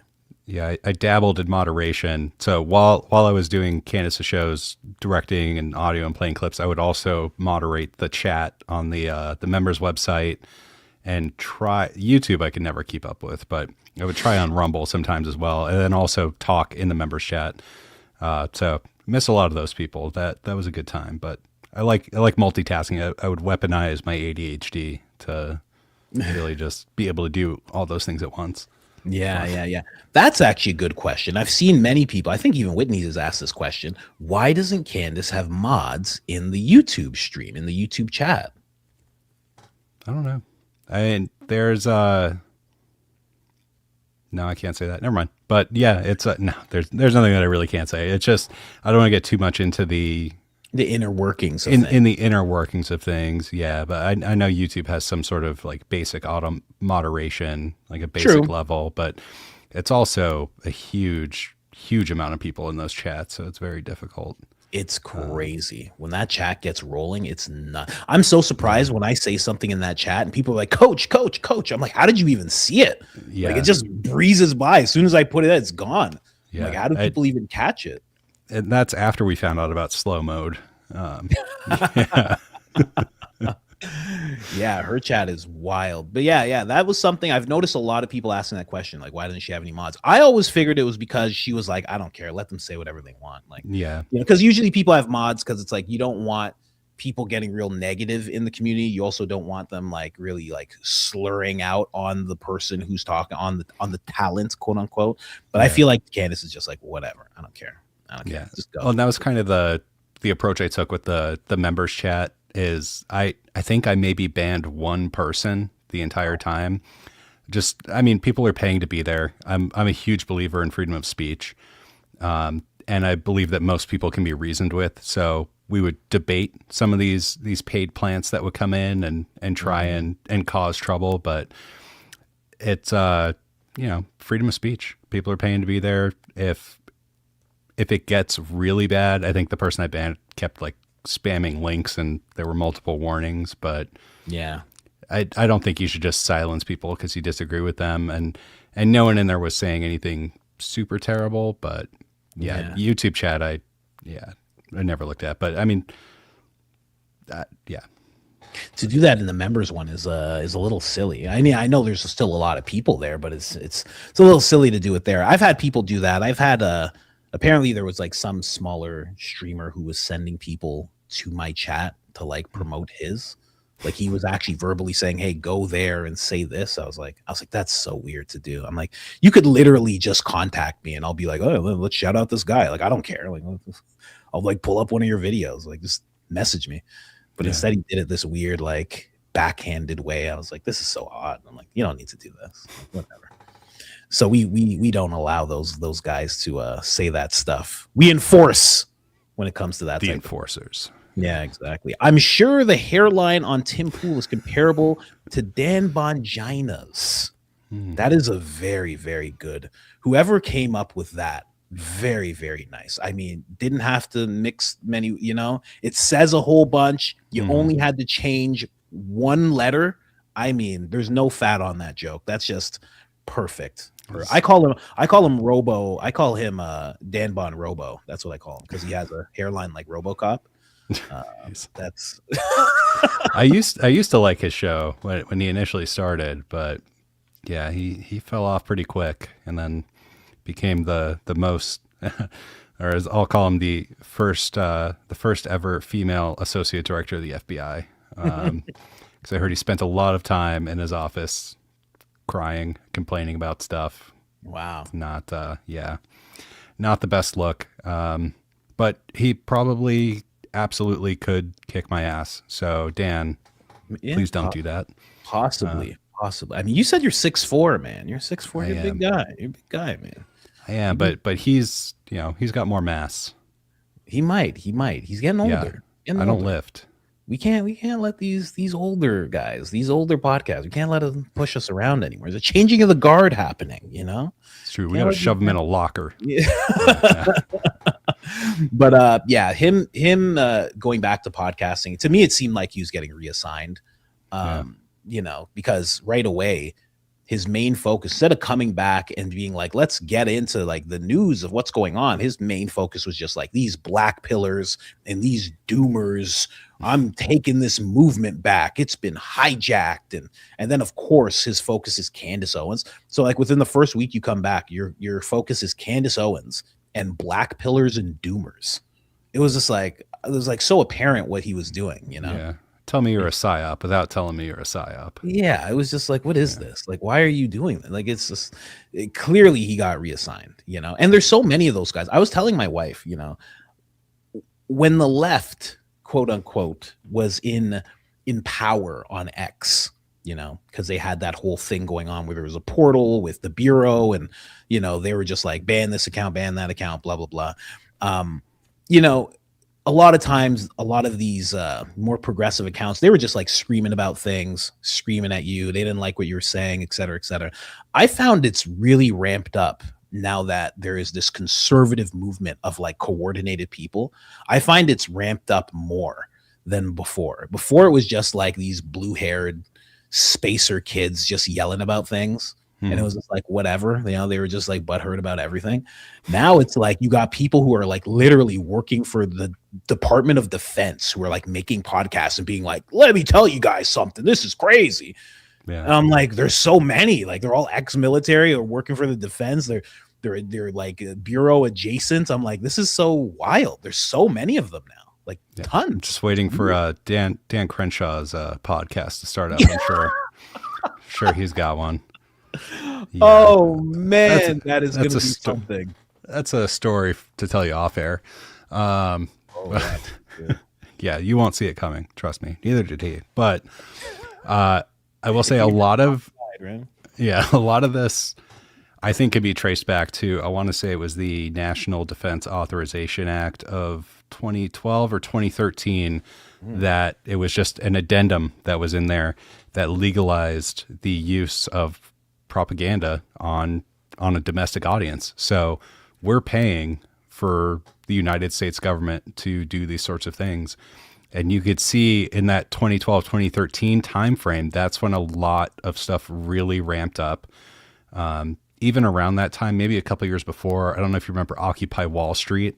Of course, that's where I first heard of Tim Pool. Tim Pool, yeah, that was a big deal. And I think that was kind of the last organic uprising, so to speak, between the left and the right, where they're like, hey, we shouldn't fight each other. We should fight all these rich people.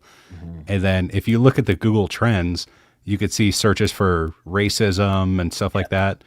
Not that prevalent. But then once Occupy Wall Street started taking off, it just spikes, and then Occupy Wall Street starts to go down. So it's just like a big shift on, hey, let's get you to hate each other for a different reason, because left versus right isn't working. Let's make it a racial thing. Yeah. Let's make it, Yeah, So- that's true. I have. and we seen pay those for it. charts. Yeah, exactly. I have seen those charts. Rogan's talked about this, like everything spiking up in the Obama era. It was literally the first time where if you didn't want to vote for somebody, they could say that you're a racist because you didn't want to vote for that person. Like that had never been a thing before, right? That really started to kick up, and it consistently kept going. Who's Obama connected to? Saul Alinsky. Saul Alinsky always told people to be community organizers. Obama is a community organizer, heavily would take from the playbook of Rules for Radicals. Like, Oh, yeah. all the time. You see it so much in him and what he does. But wait, could you say that again? The national, what was it? National Defense Authorization Act. I want to say 2013 was the one. So NDAA. They have these big omnibus bills where they just put like 1,000 different things together and call it something patriotic or something, something that makes you feel good. Yeah. And really it's just, there's like one thing in there that sounds good on paper, and then the rest of it is just BS.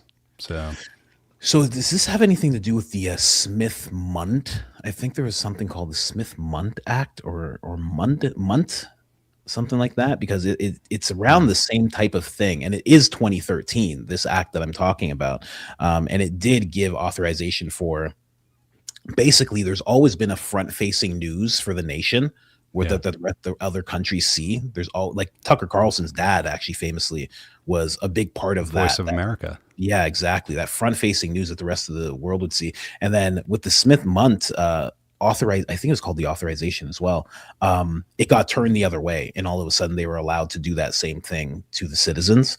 Yeah, it's very interesting. I've done a whole episode on that, just breaking it all down. It's a very weird thing, and people always say like Obama is the one responsible for that. But then some people speculate that it wasn't quite him. Usually it's, don't blame the black guy. Come on. Exactly right. He's dealing with enough with his wife there. Yeah, but he wore a tan suit once. Okay. It was a big scandal. He did, and he shouldn't have. He should know better. You get a red tie and you get a yellow tie, and that's it. That's all it should be. He should know better. He also banned flavored cigarettes. So, yeah, except for menthols. I don't know why, but he banned clove cigarettes, which I was a fan of at that time. So, thanks, Obama. Black guys aren't going to ban the menthol cigarettes. No.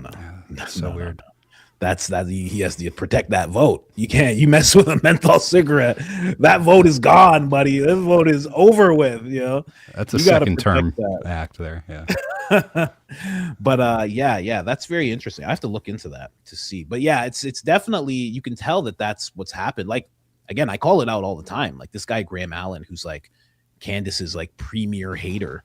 It was discovered like he because everybody that works for like Dan Bongino, he has his own X account, but then he has like a government one. Tulsi Gabbard, same thing. They all have like these other accounts, and this guy Graham, who's always after Candace, has his government account, and it says employee of the Department of Defense. Like it's a real thing, and I'm just like, oh, like this, that makes perfect sense. Like that's why he came out of nowhere. he's on the fringes, like we talked about. He's like in Rumble, and that's where he stays. And now he's in X, and he's constantly talking about Candace being evil and demonic. And he says, if you're not a real Christian, then you wouldn't understand why everyone's attacking her. Like that's his main thing. Like that, he was the guy who interviewed Tracy Martin.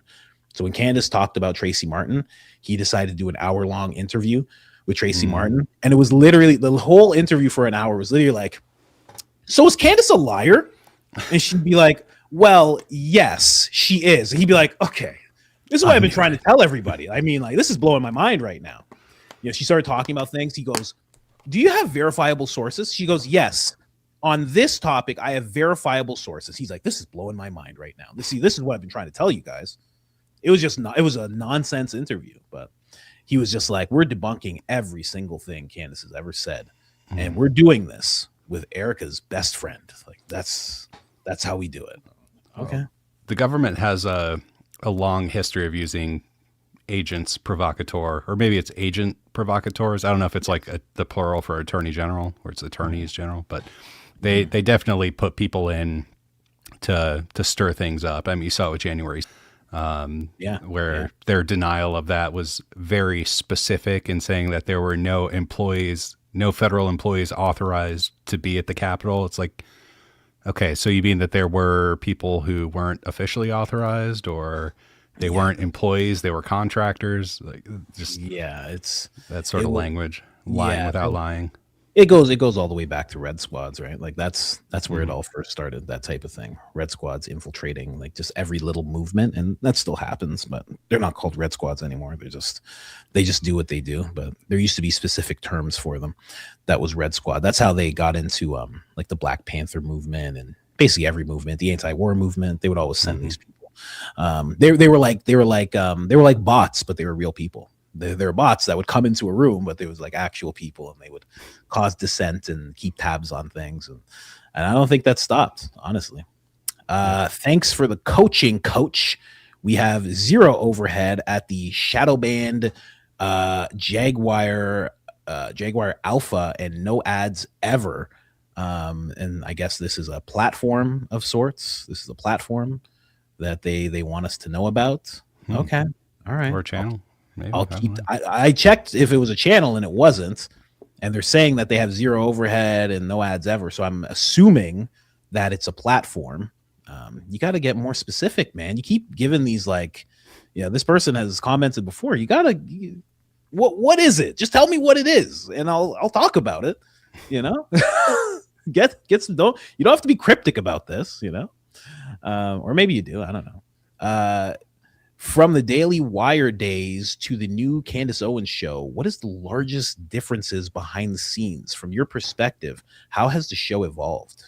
Oh, that's a good one. That's a great question.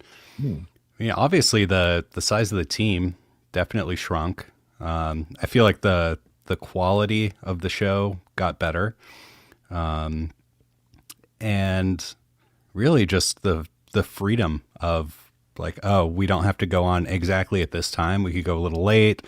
Oh, we can cover this topic, even though, someone else says that we shouldn't, or, not having to run things up the flagpole to see if it's something that can be covered. It's just total freedom. And I think that's why the show is so much better. Just the freedom that she has. She controls her own destiny. Yeah. So. Yeah, that would be a big difference, I would think, from her being on the Daily Wire to what it is now. I mean, there's probably a box that you're in a little bit where you can't, like, especially like right now, it's like, her last episode, one of the last episodes was talking about how the now Prez, I call him Prez Orange, how he betrayed America, right? That's not something that can really be pumped out at the Daily Wire so much, unless Ben thinks it in like 2016, then it's completely allowed.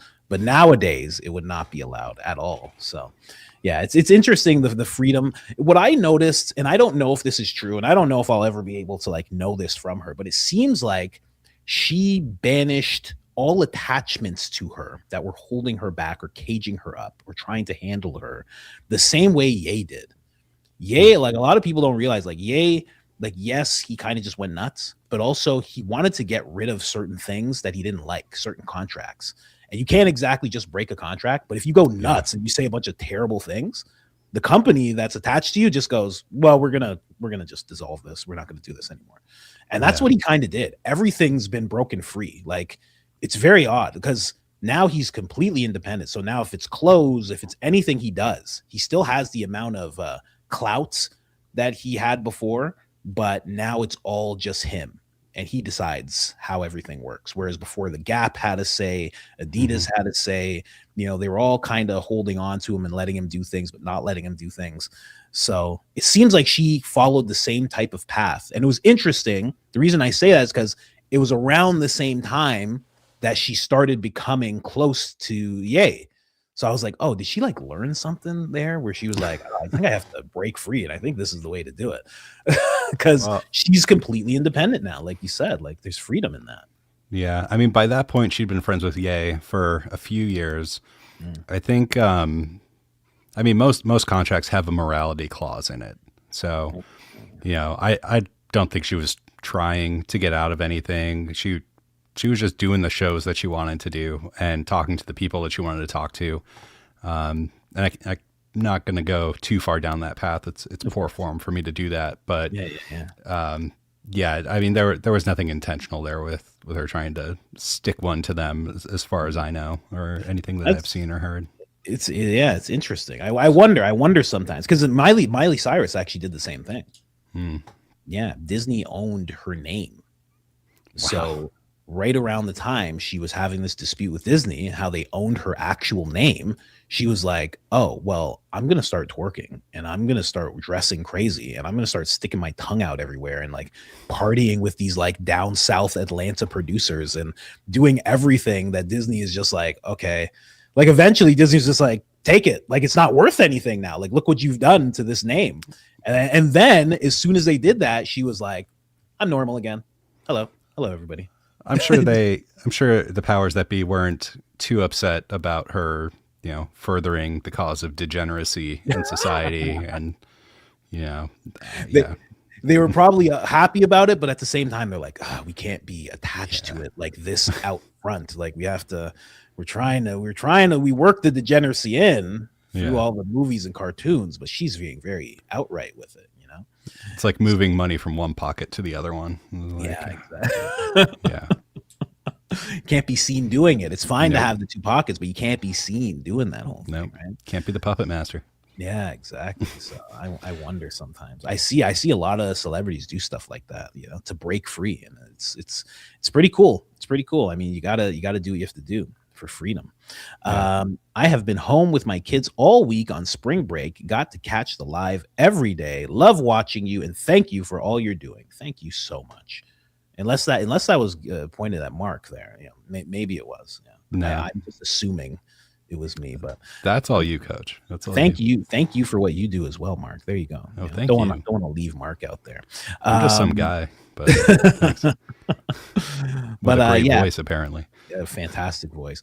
Thank you. Thank you so much. We really appreciate you watching every day with the kids on spring break. Is spring break already? You know, when you're an adult. I still have a baby, so I don't even know when spring break is. Yeah, I guess spring break is hitting the schools, man. Yeah, I just got back from the Panhandle. I got a whole bunch of beads. You don't know how I got them, but I'm kidding. A whole bunch of beads. Floribama Shore. No. Oh, Giovanni likes when I talk like Brian Harpole. Did Candace Owens call Charlie Kirk or anyone else on the evening of September 9th after Andrew Colvett texted her to say Charlie said they were gonna redrum? What is that word? Red drum? Red rum. Okay. Yeah. Thank you for doing that. I appreciate that. Red rum him, Harpole high, please. Extremely extreme anxiety this AM. So when I talk in the Brian Harpole voice, this brings down your anxiety because I'm always talking about mints and detonators and all these different things. Giovanni, hello, Giovanni, how you doing? Say hello to Mark there for me. She likes that. That's every day. Every day she's like, give me some heart pull. Give me a little bit of heart pull. But did she call him? I don't know. Do you even have that information? I wouldn't know. I don't know. Yeah, I'm not really going to speak for her on stuff like Yeah. that. I've seen people talking in the chat about like, are there photos of this, that? Like, it's not my place to get into that, and they may have gotten a lot of additional stuff after my time there. So not going That's to true. get into it. I don't want to get in front of her. Like, Yeah, exactly. That's exactly what I would think. You don't want to be speaking for her on there. But did Candace Owens, Carl charge Kirk, or anyone else either in 99? Well, I mean, yeah, I don't even think she would. How would she know? How would she know? Like for this person, like right now, you're asking this to Mark, but we all watched Candace's show and we saw what we actually saw in kind of real time, and we've heard her talk about what her reaction was to the news that happened to Charlie. So if she knew, it probably, not saying it wouldn't be that type of reaction, but she would have been fighting to stop it, I think. But everybody knows her reaction. She's talked about it. She went and she cried, and like so many of us did. I mean, yeah, I barely even understood why I was crying. Like I knew it was because he was a father, because that hits home for me a lot. I've always been called to be a father. I didn't have a father growing up. So I love to see a father like engaged with their kids. So when I see one get taken away, I was like, oh man, like it messed with me, man. I recorded one video and I had to like stop, and I was like, I have to get myself together. I'm like, I can't even put that video out. I'm like, I'm just crying. It's silent, and it was just too much. So I had to like record another one with my like, initial quote unquote reaction to everything, to try and bring people the news of what was happening. But yeah, it was crazy. Cause like I had like, I was going through, I didn't go live or anything, but I was recording a video, and it was as it was happening. So I was trying to report on the fact that he got shot and that he's in stable condition, because that was the news. But as I was recording it, I figured out that that wasn't the case. It was rough, man. It was really rough. Really, yeah, really rough. So. that was a very difficult day, and remember that well. But not going to get too far into it. But yeah, it was a very hard time, and it's really just like an immeasurable loss on the world, and so much has changed from that day forward. It's amazing the impact that he had in life and now in death on the world. Yeah, Massive loss. amazing how much he was holding together. That's what became very apparent. It seems like there was like floodgates he was holding back. So it's like you could tell how things are now. You can really tell he was protecting Tucker Carlson a lot, because now that he's gone, it's like they're just going after him, arguably more than Candace. Like Candace is like, oh, she's evil. She's dumb. But Tucker is like a whole different level of how they're going after him, right? And they're bringing up, he's talked about threats and like all sorts of craziness. Like one of his huge shipments of that Alp stuff got hijacked, and like all Very sorts. upset about that. Yeah, I bet. There you go. Heartbroken. Speaking of flavored nicotine. But yeah, man, like you could tell like he was protecting a lot of people, and he was protecting a lot of people. It seems like by the sounds of it, he was keeping America out of war, because he was actually one of the driving forces that stopped Prez Orange from actually attacking. So Prez Orange actually had BB on one side, he had Charlie on the other side, and Charlie actually won that back and forth and got him to not do it. And it's like the floodgates of everything we're seeing now is like, it seems like that's the stuff he was holding back from happening. So yeah. Wild how much power he had. I talk all the time about like people don't understand how much power he had throughout not just Turning Point, but the whole conservative sphere, and even into the left as well, because he was, he was good with Gavin Newsom. There's a lot of people on the left that he would communicate with all the time. So he was going to be a president, 100%. Oh yeah. It would have been easy. It would have been easy for him to be president. Easy win. No one could win a debate against him. Exactly. The only thing that could possibly happen is like Candace switched, and then like she was the one debating him,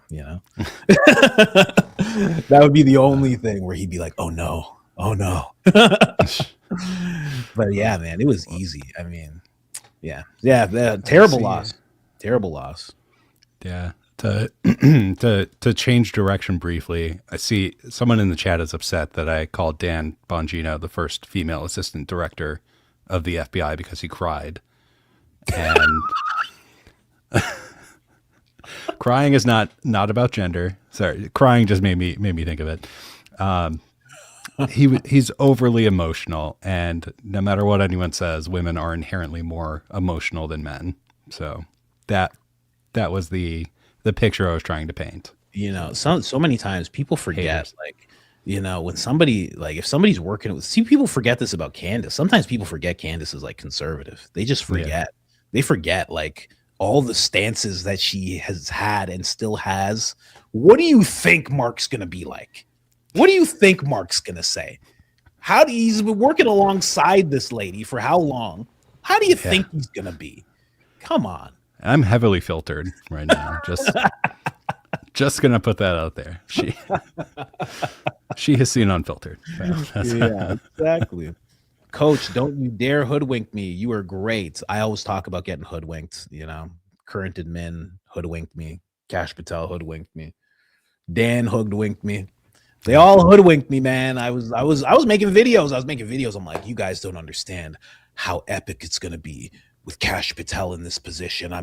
You have no idea the arrests that are gonna be made. Oh yeah, Patriots in control. Oh yeah, I was like, you don't understand. He made this book and he has this whole list of people he's gonna arrest, and oh my gosh, it's gonna be crazy. You're gonna see he's gonna release the book, the black book. Oh yeah, I was playing clips of him and everything. I was like, this is the best thing ever. 3 months into the position, I'm like, what happened? Hold on a second. What happened? Many such cases, unfortunately. Yeah. I mean, even before I was like, well, RFK's still doing his thing, but then him and Joe Rogan are having this back and forth, and he's trying to explain to him why glyphosate needs to be sprayed on things. I'm like, what just happened? What happened? What's happening? RFK Jr. is unbelievable. Like, didn't he have like a phone scandal or something like that? It's like, if there's one person in the world I don't ever want to think about having phone sex, RFK Jr. Like, his voice is not conducive to that at all. I mean, I don't understand what happened, man. It was just, there were so many high hopes with all of these guys, and it just like went away like one by one. It was so weird. So weird. I was just hoodwinked. I was hoodwinked the whole way through. I'm telling you, I've recorded at least the Prez Orange. I have at least 400 videos talking about how great he is and how great this is all going to be, and how peaceful it's all going to be. And I mean, I was just so wrong. It's crazy. It's nuts how wrong I was. Oh, and then we already read this one from Smarty Pants Dance.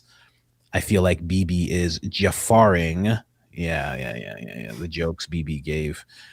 The golden pager. Yeah, we all saw the golden pager. Very weird thing to do.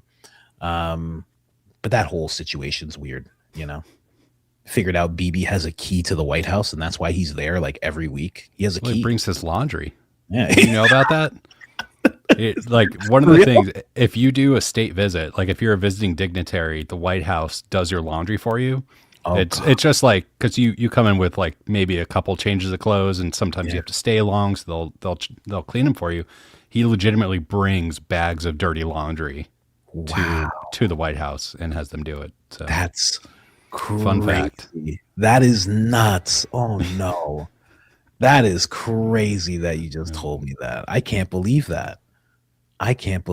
Let me see what we have here. Do we have we have more popped up. Here, I'm going to start here because I like this one. Like, let's talk about this. What does Mark discuss on his own podcast? No clue. I really like, I don't really have a direction for it yet. I guess the main focus would be just kind of trying to wake people up to the psychological tactics that are used, having worked in the media for a very long time now, you know, starting at the local level, going up to network level, and seeing how those stories are written, how the narratives are crafted and distributed. And I mean, a lot of people don't realize, even years ago, local news, they don't write a lot of the stories that they get. There's been so many cost-cutting measures that have gone into effect. You have a producer doing multiple shows, wearing multiple hats, doing multiple positions at the same time. And so they just copy and paste news stories from a newswire. So if you're writing those newswires, you can control what millions of people think about a single subject. Wow. Yeah. So, and that was years ago. So I'm sure it's even worse now. And that's even at the network level. That people, I don't know how a lot of these stories got written. They would just appear, and obviously know about Operation Mockingbird. That definitely stopped, just like Ultra definitely stopped, and all the other CIA things that we know about. We call it Mortal Kombat Ultra here. You know, that's how we code it up here.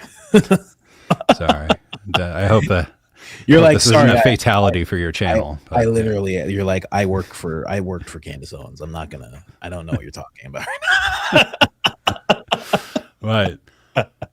Yeah, I think that's kind of the main thrust of it right now, is just exposing a lot of these psychological tactics, a lot of the clickbaity tactics that happen. And really just kind of, I don't know if you remember a couple of weeks ago, someone on the internet went after me and other members of the team. Oh, let's talk about that. Hold on a second. Being associated. I have to go to the washroom quick, but I want to talk about this. So I want you to carry the podcast. Do you understand? No dead air. No dead air whatsoever. You're a production guy. You know about dead air. It's unacceptable. The next 45 seconds, no dead air. Fill it. Let's go. 45 seconds. That's impressive. Yeah, I think there's a lot that people don't know about with the psychological manipulation that goes on in the world. We talked earlier about manufacturing consensus. That's so much easier on the internet. And one thing that I realized a while ago, and this is a pretty common saying, is if something is free, you are the product. So all of these free services online are only free because you're giving them information. Wow, that was less than 45 seconds. I know. I work quick. Did you wash your hands? Absolutely not. Absolutely not. Note to self. Let me add that to my list of traits for my future wife. Has never shaken hands with Coach Colin. Great. Okay, that's on there. Not while I'm in the studio. If I'm in the studio. Okay, all right. Don't shake my hand. I don't mean to call you out. If I'm outside the studio, you can shake my hand. It's all right. Okay. I mean, it's terrible in here. You have no idea. There's a pile of tissue papers. You know how like writers will just keep throwing paper until it just gathers up? I have tissues and paper. There's paintings scattered everywhere. Yeah. My desk is filled with nonsense because the baby keeps coming in and giving me things. I'm not going to show you the rest of my space. I will show you one thing that is on my desk. Wow. Original Furby. Wow. That is terrifying. My wife does not like those things at all. There you go. That's creepier. Yeah, right? Yeah, this is early AI. No, okay. Basically. So yeah, let's get into this whole thing of people actually trying to figure out where you were. That was something I wanted to ask about at the beginning, but I forgot. Let's get into that whole effort to figure out where you were, who you were. Sort of Savannah as well. They did it too. What has that been like for you? I mean, initially I thought it was funny. Like, oh, great. You found me a month after I left the show. Yeah. Excellent detective work. And really, I noticed a lot of his language. This guy was kind of the ringleader. I don't want to give him credit. And I've since disengaged and decided to be the bigger man, and not point out the fact that he looks like the anthropomorphic blob of mucus from the Mucinex commercials. That is not something that I would ever do. But he basically posted this thing saying that I'm hiding in the shadows and I'm afraid. And I like on my last day with Candace, I went on book club. I went on camera, and so I just grabbed a still from that, and I was like, "Here's me in the shadows." Yeah, like, I don't agree with everything that she says. She doesn't agree with everything that I say, but that doesn't mean she's not still a friend of mine. And I'm not gonna pile on when people are attacking a friend just because they tell me to. So sucks to suck, but yeah, they started getting pretty deep. I mean, I've taken a lot of precautions personally, and for my family as well. But yeah, it's scary because these are the types of tactics that are typically associated with the left and the Alinsky followers. You were talking about rules for radicals earlier. Yeah. They're just using the exact same playbook, and these are supposedly the adults in the room, the people on the right that are supposed to be morally superior, and really that just shows you that it's all two wings of the same bird. To be honest, there's really just one party, and they make us think that there's differences, but there's at a core level, there's really not. Yeah, I heard something that said that Republicans want money and Democrats want power. And so Republicans love losing because they can fundraise off of it. They'd be like, we lost, but we'll get them next time if you donate.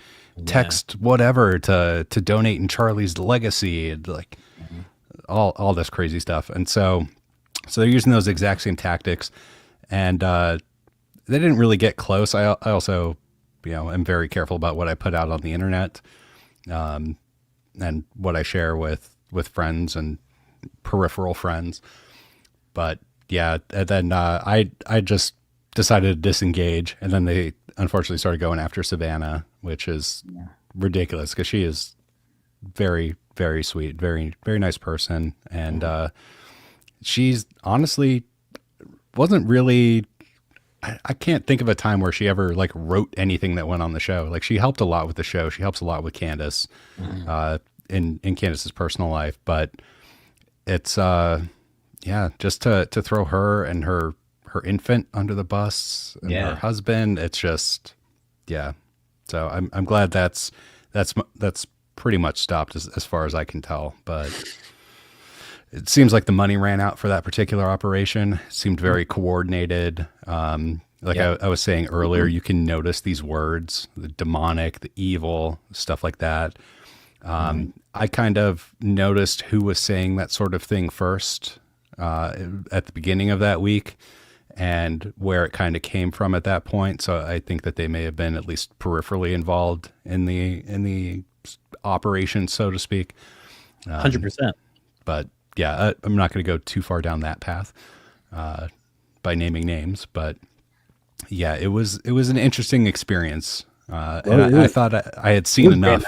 Graham Allen was the first one to do it because he's like, we got to find out who her producers are. Like he was the first one to say out loud, we have to find out who all these people are, her sponsors, everything. And then from there, that person, that underling, right, that gooey underling you're talking about, he then started finding information on Savannah and you, like directly after. This was like within a 24-hour span. Like I watched it happen.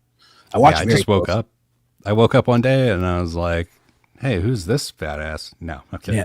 I woke up and it's like, who's this guy tweeting at me? What is it? What? And yeah, I will say my initial draft of my tweet to him was not quite as nice. But I had just woken up. I needed some sunlight and coffee before I got it really into it. But I try to be magnanimous by default. And Yeah, that's a good way to be. Yeah, that's a good rule of thumb. Don't look at the comments in the morning. I've said some, I've been rude in the past because I've looked at a comment like as soon as I wake up or like as soon as I'm like about to go to bed, and like those are not good times because you're just like you're most yourself at those moments, and your filter is just gone. It's like worn away or it's not there yet, hasn't activated yet. So yeah, definitely stay away from that. But like I said, like when I mentioned that name, like go look it up. Yeah, he has a profile which says that he's an employee of the Department of Defense. So it's like you can tell how this is all working. And then when people actually outed a list, and obviously this is an alleged list because nobody really knew where it came from, he was on it, of people that were getting financially incentivized. Now, obviously, all of them deny it. And of course, I have to like let you guys know both sides of it. It's like this list does exist. We don't know where it came from. And all the people on it deny it. But then also it's like you look and it's like, okay, this person works with the Department of Defense. This person's adjacent to that, So it's like, and then all of them are screaming about midterms at the same time. They're like, shouldn't be focusing on Candace. What about midterms? I know Charlie's gone, but Charlie would have wanted us to focus on midterms, like this whole thing. So it's like you can kind of tell what's going on right Yeah. now, you know, with this coordinated thing. I just had a thought. A lot of people don't necessarily know this, but one of the big ways that politicians and people are bribed and paid off are by book deals. So they'll get a book deal as soon as they leave office. They'll get like $20 million or whatever. Yeah.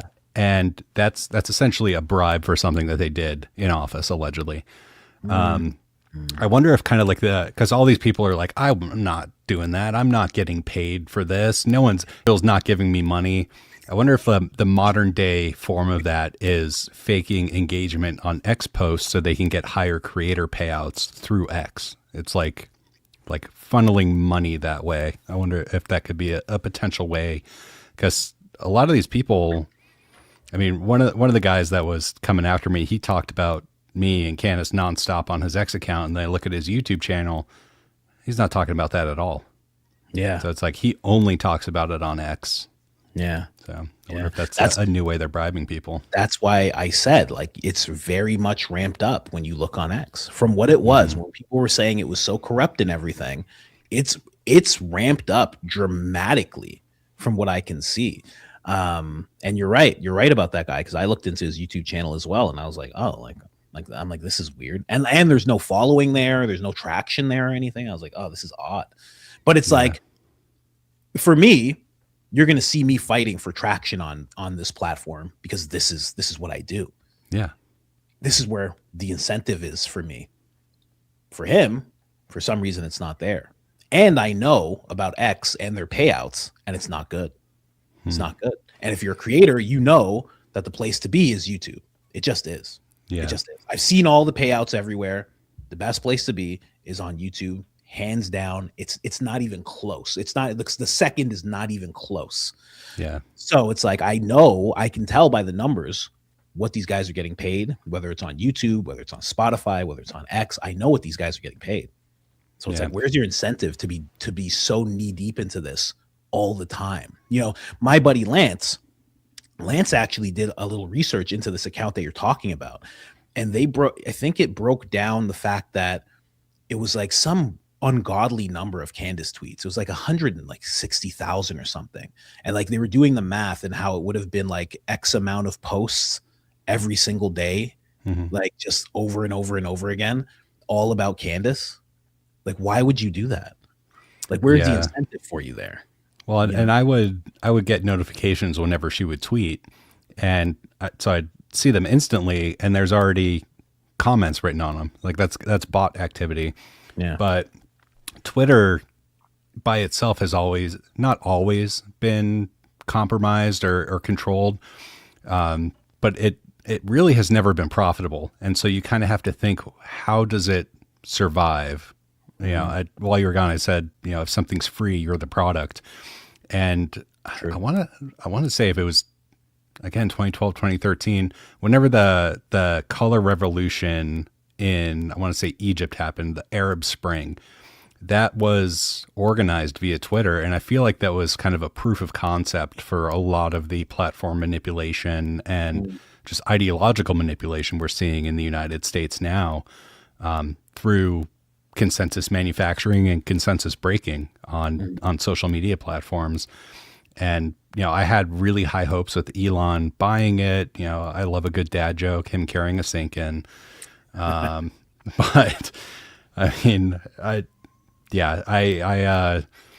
had really high hopes for it, but it seems like it's kind of back to the same thing that it's always been. And we saw in the Twitter files, which I'm sure were a limited hangout, of like how deeply entrenched the government was with Twitter. And that's still there. One of the big backers for Elon's purchase of Twitter is Larry Ellison of Oracle. Wow, really? Yeah, he helped Elon get enough money together for that. Oh, and that's crazy. And we're kind of at the mercy of warring factions of billionaires at this point. You have Elon and Larry Ellison on one side. I think Larry even said Twitter will not fail. You love it when people say that something will not fail, no matter what. Yeah. And then Peter Thiel JD Vance is a protege of his. So you have Yeah. Peter Thiel, Larry Ellison, kind of battling each other, and it's not a great position to be in. But pay your taxes. Yeah.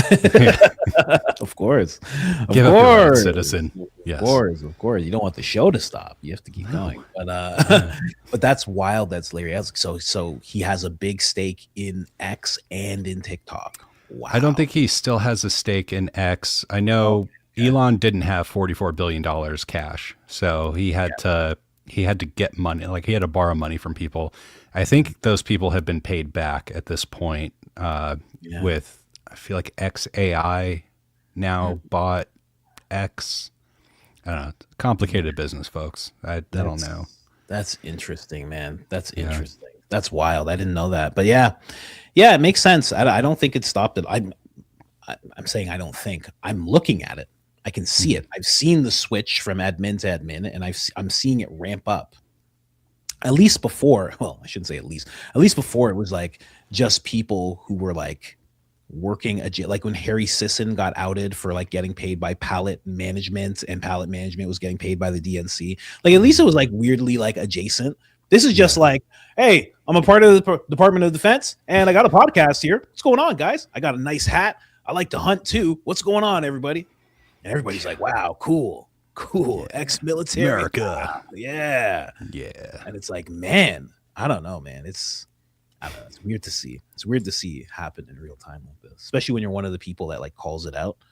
You know, it's difficult. It gets difficult. Let me show this here. That is Fleet, in case you didn't know. You don't know Fleet. She gifted a membership. Say thank you, everybody, to Fleet for doing that. Thank you very much. Sabrina says, I can't tell if it's AI, but did you see that story about Prez Orange appointing Erica Kirk so that they will do a background investigation by multiple government agencies?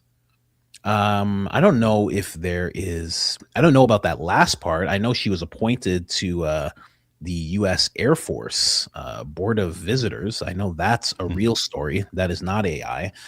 This last part I have not heard of before, but yeah, that's real. She is in that position now, and because she's replacing Charlie in that position, and it doesn't make sense. But all the people who wear suits and work for the Defense Department are telling me it does make sense. On their podcast profiles. So. I have to go with that, I guess. I don't know. Yeah. I mean, you don't have to appoint someone to a government position for the government to do a background investigation on them. Yeah. So, I mean, anytime, like I've been around Trump a couple of times, and you go through a Secret Service background check every time before you're even allowed in the room with him, or like days before you're even allowed in the room with him. So she's been in the room with him a lot. So they've obviously done some level of investigation on her. I know if she was going to be like his chef or doctor or pilot, they do, or Secret Service, they do like a Yankee White background check, I think is what it's called, where they'd like go interview your neighbors and things like that. But wow. Yeah, that's I don't think you necessarily need to be appointed to a position for them to do a background check. No, especially with her. I mean, you like you said, like way before her taking over Turning Point and that position and everything. I'm sure they've looked deeply into her. Even from the aspect of her mom being involved with the DoD, they've probably looked into her quite a bit, right? A lot of contracts. Yeah, exactly. A lot of weird report writing contracts. Terrible spelling of the word tech. Yeah, you would think people this intelligent would know how to spell tech. Oh my god, yeah, that whole thing is very weird. That whole thing. People have been sending me information on that. Like I'm more comedian than anything, but when I'm doing this whole thing, a lot of people view it as reporting, and I'm investigating, and I am, because I'm trying to make it funny, but I'm trying to bring you actual information, right? So people have been sending me information for months. Like some people are like real detailed about it. And the information they send me about the businesses and the directors and this, it's like almost like I'm like, why don't you send this to Candace? I'm like, I don't know what to do with this. I'm like, I don't know, because when I look at information, I'm like, how do I make this funny? you know. And if something's like too like researchy, too heavy, and I can't make it funny, it's like I'll still bring it to people, but it's like I'm kind of just gonna like give you the talking points of it. I'm gonna be like, okay, this is happening, this is this, this is this, this is this. But I really like to be able to make things funny. So when they show me like the directors and like how the company works and what the company is adjacent to and all this stuff, I'm just like, this is so weird. This is all so weird. And then when Candace broke it all down, I was like, yeah, this doesn't, like when she was talking about like the bio of Lori and how it was like all this weird jargon. And I ran it through ChatGPT, and ChatGPT is like, yeah, this seems like someone who's like trying to seem like more important than the company actually is, and possibly not even a real company. And you know, I was like, oh, this is just odd. Like, what is this? This is weird deep state type stuff, you know. And now her daughter's working for the DOD as well. The deep state? Yeah, exactly. Getting into the family business. Yeah, that's what it seems like, right? Yeah, I don't know. I do like you kind of sold yourself a little short there, saying like you're just trying to make it funny, but blending humor with effective information delivery is very much needed. It's a very strong, and I'm not saying this in a bad way, it's a very strong persuasion technique, because you're helping people learn information, but you're making it fun, and so it sticks more with them. And you're using that technique for good, but there are a lot of people out there using it for bad. And I remember I used to watch Last Week Tonight with John Oliver. Yes, that's exactly what I was thinking about that when you said that. I realized kind of what him and his team were doing. It's like they say something that's not entirely accurate, and then a joke, so you laugh, and like, because you're about to question, wait, that's not right, but then you laugh, so you forget about your question, and that information just sticks in your head uncontested. And it's just like this cycle of over and over and over again. And by the end of it, you're kind of like, yeah, we should let all the illegal immigrants in. They need free healthcare too. I have a spare bedroom that I'm not using. I'm going to let any legal family in. That is so funny you say it. Yeah, that's exactly what I was thinking of, because it was probably like year 2 of the podcast where I started realizing that, because John Stewart and Tucker were having this feud, and they've had this like long-standing feud since like Tucker was wearing a bow tie. It's this show called Crossovers, right? Crossfire. Crossfire. There you go. And they've always had this like ongoing feud with each other. And I started realizing then, I was like, oh yeah, that's what John Oliver's doing. Because I started having to watch, because I investigate, you know, as much as I can. And I started looking more into John Oliver, and I already knew, John Stewart, and I already knew what he did and that it was funny and it was news. But then I started like knowing more about politics and understanding what he was talking about, right? Because when you're a kid and the Daily Show would come on, you didn't really know what they were talking about, right? You didn't fully grasp everything they were talking about, especially because it was on after Cranky Anchors. And if you're a kid like me, you're probably smoking some weed. You're like out of your brain right now. And then all of a sudden he comes on and you're thinking like, this is like news, but it's funny. But then when you, like exactly what you just said, you realize like some things aren't quite accurate. And I started realizing like, I'm like, oh, like when it comes to especially like Jon Stewart and John Oliver and Stephen Colbert, like they all come from this school.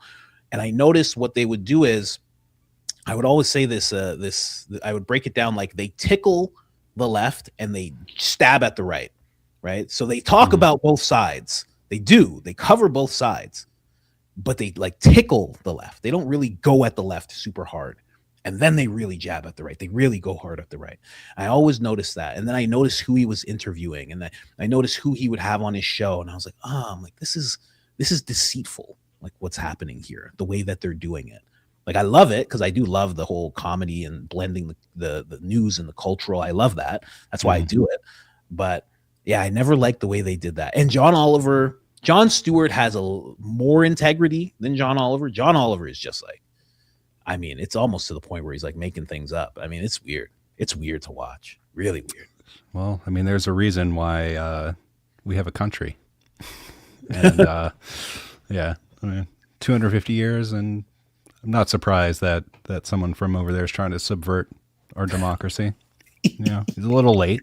The tea's already in the harbor, but we'll do it. No. And that was a 3% tax. Imagine what the founding fathers would do now. Oh yeah. Oh yeah. They'd be like, what's going on here? What do you mean? What do you mean you bought it? You already paid tax. And then you buy it and then you pay tax? And then you what? And then you pay tax. They'd be like, what's going on here? Just a temporary income tax to pay for the Great War. That's all. Yeah. A lot of people don't know that. I've talked about that on the show like years ago, that it was like supposed to be temporary. It wasn't supposed to be. And then they kind of hoodwinked everybody because they're like, don't worry, it's going to be permanent, but it's going to be to the rich. That's who we're going to get. And then they were like, okay, that makes sense. And then slowly the rich were like, we're not going to pay tax. We're going to get around it like we always do. Like this is a thing as old as time. The rich get around that type of thing. And then they had to bring it down to the middle class and then to everybody. That's how it happened. A lot of people don't know that, man. I'm very glad that you know that. That's nuts. There's nothing so permanent as a temporary government program. There you go. Yeah. There you go. Let's jump in here. It's called riding the bandwagon effect, and it happens on TikTok too. If you like a video, but you see the comments are negative, you won't comment to prevent the rejection, and vice versa. We do it subconsciously. I've done that. I've definitely seen a video I didn't like and jumped into the comments and be like, everybody likes this? I'm like, what the hell? Everybody likes this. But I'm still like the kind of person where I'll be like, nah, this sucks. Yeah. Because I post and ghost. I'm like, all right, I'm gone. Sometimes if I'm bored and have a travel day, I'll throw a grenade in a comment section or battle an attempted doxing on Twitter for a bit. Just if I'm bored, I'm bored. Yeah, right. Interesting. Fun entertainment. But a good comment there. The bowman, the bowwoman, or the bowman. I'm watching from the beginning. Here's a oil change procedure. Okay, 1, open the oil cap. All right, you already lost me. You already lost, because where is it? I don't know where it is. You got to come on. I'm starting. It's usually on the top of the motor. Okay, fine. Open the oil cap. Pull the dipstick. Okay, this is too technical. 2, set this is a family show, first of all. Set the e-brake if using jack. 3, jack it up. 4, find the filter, remove it. 4 again, pull the plug to drain. 5, reverse the steps. You're gonna have either a car on top of me or oil all over me with these instructions here. But I appreciate it. I'm gonna learn. Like my brother-in-law is like a master, like literally a master mechanic. He has his own business. He has a whole yard filled with all sorts of things. He can build a car from just scraps if he wanted to. He put an engine on a boat. I think he put a car engine on a boat or something like that, or that's what he wants to do. But he does all sorts of things. I can learn. I just don't, I'm just like, I just want to stay in front of my computer. I will give a step-by-step breakdown to the women watching on how to change your oil. Have your husband do it. Yeah. Or have him take it somewhere. Yeah, my wife can't have her husband do it yet, but we're getting there. I mean, you can at least take the car to get it done. Yeah, I do that. That's what I do. That's what I do. I step in that way. That's another thing that's funny about them saying that Candace threw her keys at someone. It's like, how long has it been since she put gas in her car? Like, her husband takes care of that stuff for her. Like, you don't. Yeah, that's what I would think. I mean, my wife has not put gas in. Like, we have a new car. I don't think she's ever put gas. She's never put gas in this car. It's been like, I feel like it's been almost like maybe 2 years. She hasn't ever filled up the gas at all. Good. She doesn't do that. Yeah. That's all me. It's the least I could do. Yeah. Try to be. It's the least I could do besides paying for everything. Coach, did you see did you see that Dee got a podcast, got kicked out of Erica's speech in Arkansas? He wasn't allowed in. What's your take on that? That's funny. I mean, it's not, but it kind of is. I did see this. I saw Dee explain it. He said he walked up to where she was speaking and everybody was walking in, but then all of a sudden one guy just came to him specifically and said, can I see your ID? And he was like, I guess. He's like, I don't understand why you need it. He's like, I'm seeing people walk in without checking their ID. Then he says, I can show you my ID. Like when we get on the inside, he's like, but I want to get inside and, sit down because it's going to fill up fast. And then the guy's like, wait 1 second. He came back. And he's like, yeah, I'm going to need to see your ID like out here. And he's like, well, I can show it to you. He's like, it's no problem. He's like, I can tell you who I am, like, et cetera, et cetera.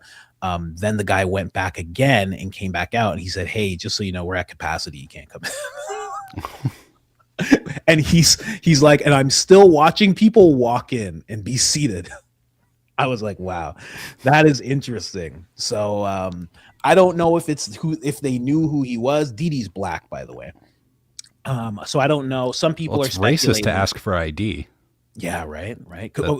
He should have held on to that. He should have been like, I don't have ID. Look at me. You think I know how to get ID? He'd be like, what is this? Unbelievable. Some people. So some people are speculating it's because of his color. I think it could be because they know who he is. I think they watch a little closer than people realize. That's why I said Barron had a toe-to-toe with Blake back and forth. And then the next day, all of a sudden, this thing happens where it's like bullying or something and his stream gets pulled down. And then he has to like take these extra precautions to have it put back up. I think that's not coincidence. So they could have known who he was. I don't know. The whole thing seems very weird, and it's on brand with Turning Point. Turning Point's very odd. The whole thing has become very odd. I don't know. So I have heard about it. What do you think about that? About Turning Point? About Turning Point, about the whole situation, him not getting let in, and Turning Point. I mean, I'm sure they're aware of what people say about them. I'm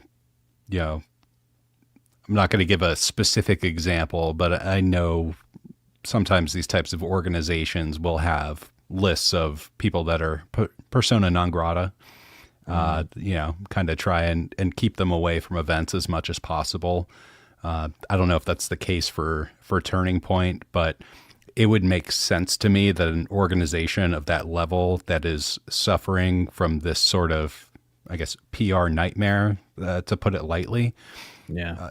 I would think it would be in their best interest to do something like that and try and prevent confrontation or, someone being able to generate a viral clip that makes their organization look bad. So True. it's absolutely within the realm of possibility that they would allegedly do that. I think that was broad enough to not upset any legal people. Yeah, I think you'll be okay. Just don't call it an audit. You have to call it an effort if you're going to talk about the Doge effort that they were doing on the company. Yeah, I love these terms that people use. This is a very specific reference, but there's a gun manufacturer, Sig Sauer, that had an issue with one of its models called the P320, and they didn't do a recall. They did a voluntary upgrade program. So I don't. So it's just. Yeah, stuff like that. People find all these funny words to describe sorts of things, but yeah, like I said, obscure reference. Yeah, someone out there will get it. Yeah, that's the thing about the obscure ones is that when somebody gets it, they cling to you. Like that's how you get like a sticky fan or audience. Is that when someone gets it, like you bring up Clone High, and I'm like, oh, this guy gets it. Like this guy was up late at night. Because like that's when Clone High was coming on, when it was like in replay mode in syndication. It was you were up really late at night, Abe Lincoln, Honest, it was amazing. Yeah, love Mark Explained and Coach. Thank you very much. Let me see here. What's this one? Who's shorter, Cash or Ben Shapiro?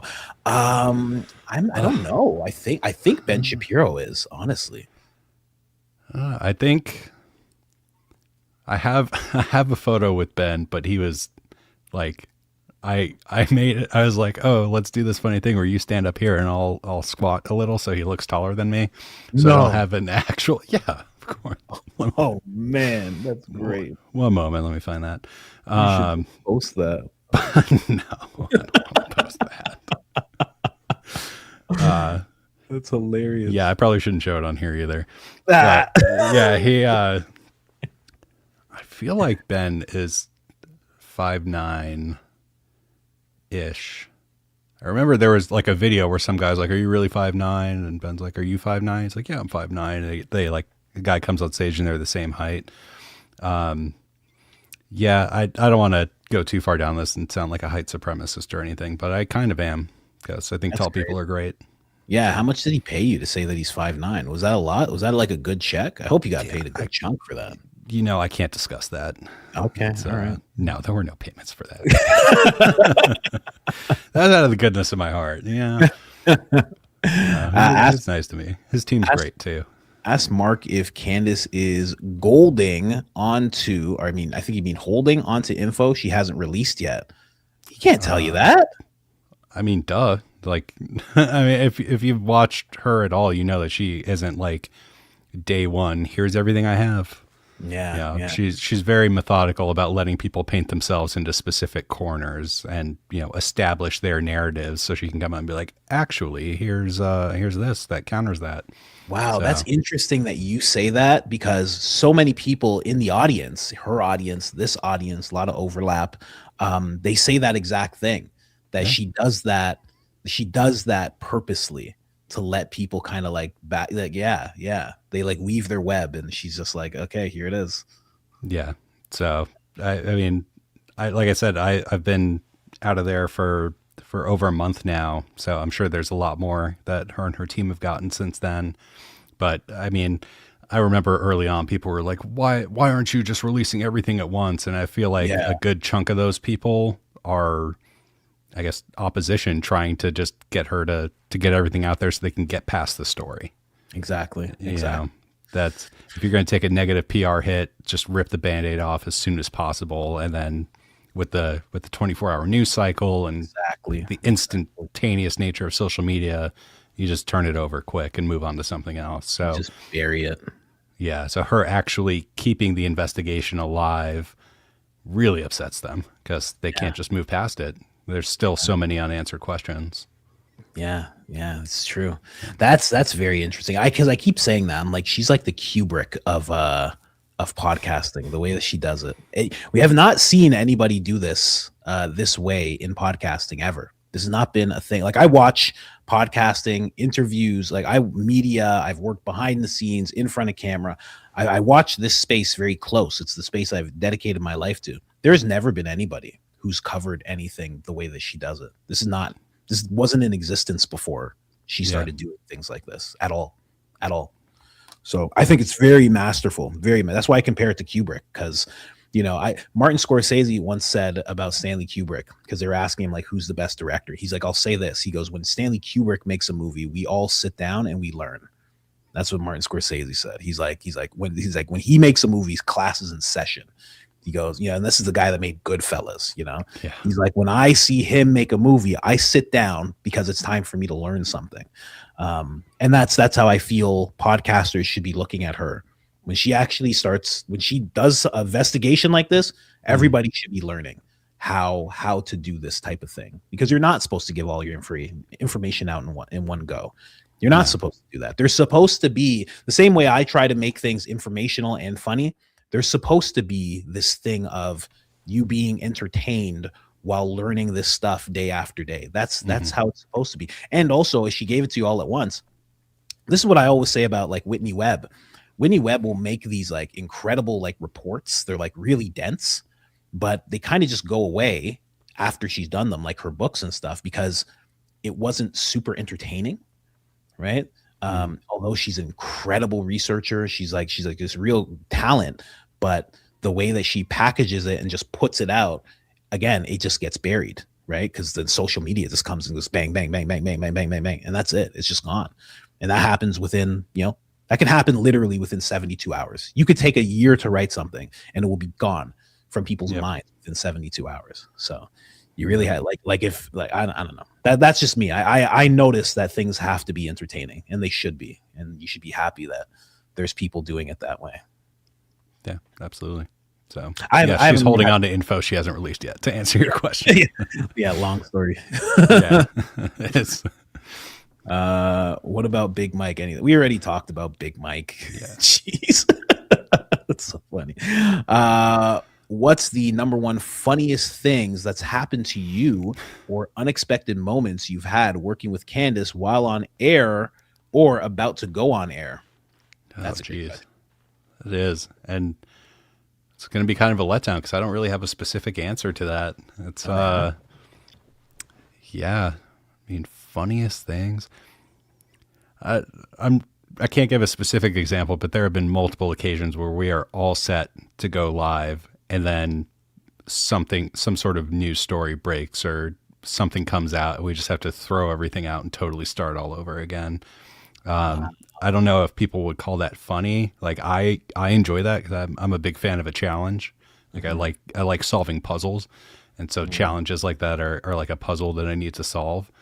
But yeah, those are the only things that really stick out to me as unexpected moments, is just something crazy like that happening, or just some technical stuff that I've had to overcome before. After the ice storm that we had knocked out the internet in most of the city for a very long time, and had to figure out how to make a single Starlink work with very limited bandwidth and go out to all the streaming destinations and not have it suck. And it was not ideal the first day, but I figured it out eventually. So, I mean, I guess my unexpected moments are a lot nerdier than most people would think. Like just the things that I enjoy. That's interesting. So you were the one that saved us. A lot of people were going through the Candace withdrawal in the ice storm moment. They were like, "What's going on with her? What's happening?" That's interesting. Yeah, I noticed that with the show that there are some things, some people call me like a Candace whisperer of sorts, I called the whole battle bun thing that she does, like when it's like wartime, and she actually mentioned it on the show, and I was like, okay, I knew it. But there are some things that happen where I'm covering them on this show because they've happened, and I'm like, she's going to talk about this. For sure she's going to talk about this. Even though I know the show's hours away and this thing just happened, I'm like, oh, she's gonna.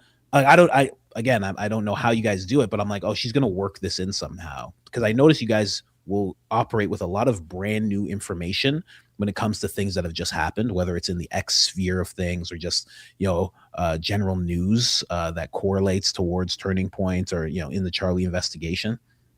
And I was always wondering how you guys do that. So you guys will just scrap everything and start again and be like, okay, this is how we're gonna get this part in there. That's crazy. If it's pertinent enough information, I mean, that's worth it. The show just becomes that. So, wow. Yeah, and some of our best shows have come out of that. So that's interesting. That's very interesting. That's actually how I do stand up. I'll have a whole thing like prepared, and then I will get in the car and I will drive to like whatever club or open mic I'm going to go to.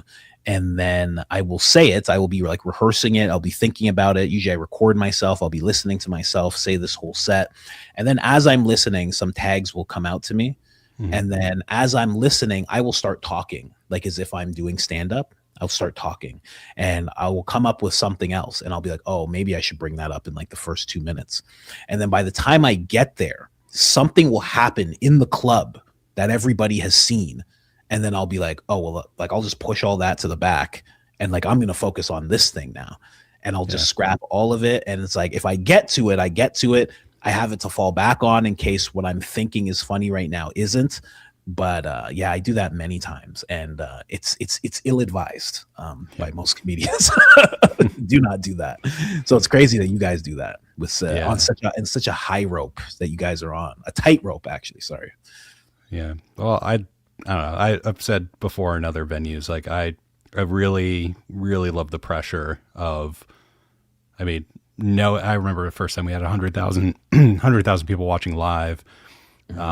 Just knowing there's so many people watching and we're live, like literally anything can happen. If I make a mistake, all these people are going to see it, 150,000 right now, and then a couple million over the next day or two. Yeah. So I like that pressure though. So it's good. It is good pressure. Yeah. It may not feel good at the beginning, but it is good pressure to go through. It's always good to, within the production world, I get maybe life. It's always good to like redline yourself and like put yourself into that place. And you know, then it's not as hard. But I couldn't imagine that. I've also thought about that. Like, what is it like to have so many people watching? Like, I would love to know. Like, I know what your mindset is. You're like, you have to keep everything tight, like you just said, make sure you don't make any mistakes. I always wonder what her mindset is going into that, because that is a lot of people, like a crazy amount of people. Well, You know? it's like for me, I guess it's like the best drug in the world is the feeling of success after you pull off something like that. Like everything's going wrong in the lead up, but then you pull it off flawlessly, and there's so many people that saw it. It's like that's a big win. I like to win, so I mean, who doesn't? So I imagine she's got that similar mentality of like, when she crushes it, she knows she crushed it, and that is a damn good feeling. So. What was it like when you discovered you guys were number one? What was that like for you? That was awesome. It's like it'd been a progressive climb. Everyone would always be like, "Oh, they're only number one because of what happened to Charlie, and she's grifting off of it." It's like if you look at our subscribers and numbers and all of that, listens and downloads, it's a progressive climb. It's like Brigitte was a leg up, Baldoni and Blake Lively, it was a huge leg up. There, it was a progressive climb. It wasn't just like a instantaneous, we're number one. But it is a huge honor, to be honest, like to know that there's so many people out there that are such fans and that appreciate the work that we're putting out is a really gratifying feeling. So. Yeah. I always feel that way. When somebody says like they were laughing so hard they like spit out coffee or something like that, I'm always like, gotcha, good. Yeah. That's love to hear those type of things. Sorry about your coffee though. It's kind of the same thing we're talking about here, right? You know, I mean, it's kind of the same thing here. Number one in the world versus some lady spitting her coffee out all over herself. Yeah. I'm sure a lot of coffee was spit out on our way to number one there. So you're on the way. That's true. There you go. Have you seen Prez Orange and JE Titanic statue in DC? Also hit that like. 58% of you still haven't hit that like. Please hit that like. Yes, exactly. Thank you, Jesse Lou. Appreciate that. I have seen this statue. I don't know who did it. I would assume it's like Nancy Pelosi who did it, you know, just to stick it to them. You know, she's got the money for it, right? Exactly. Yeah. Right. Just have a midnight crew, just make that thing right then and there. Yeah, she for sure has the money for that, right? So I'm still working on getting my stuff together so I can follow her trades like that. Yeah, it's something that people should really like. I mean, I don't know. I want to do it. I want to see a nice, healthy return, you know. I think she's the one. She's the one that you should follow, right? Yeah, but the government needs those capital gains taxes as well. Yeah, so. Exactly. But the statue is it's very weird. It's very petty, and I like that level of pettiness. It's hard. There's levels, right? Like Candace has a level of petty. Like there's 50 Cent level petty. Like he's like way up there above all else. And I like when people are striving for that number one spot of pettiness. Like that's up there. It's really up there. So I appreciate it, but I think we'll never know who actually did it. Is the France story done for Candace? I mean, like I said, I haven't been there for a bit. Not to get all Douglas Murray on you. I haven't been there recently, but I mean, obviously there's still active litigation from the president and first husband of France in the mix, so I'm sure it'll come up again in the future. Yeah, and I left it an effigy of Brigitte on the set before I left. So, did you really? Yeah, of course. Very nice of you. Might have seen it in one of the last interviews that she's done, just in the background. It's okay. Oh, it's a picture, isn't it? It's in the picture frame. No, it's a doll. It's an actual doll. Okay. Wow. Yeah. Jeez. It was my Christmas gift to Candace. So that is, like, that's what I mean when I say levels of petty. Like, he didn't have to do that, but he did. He went out of his way.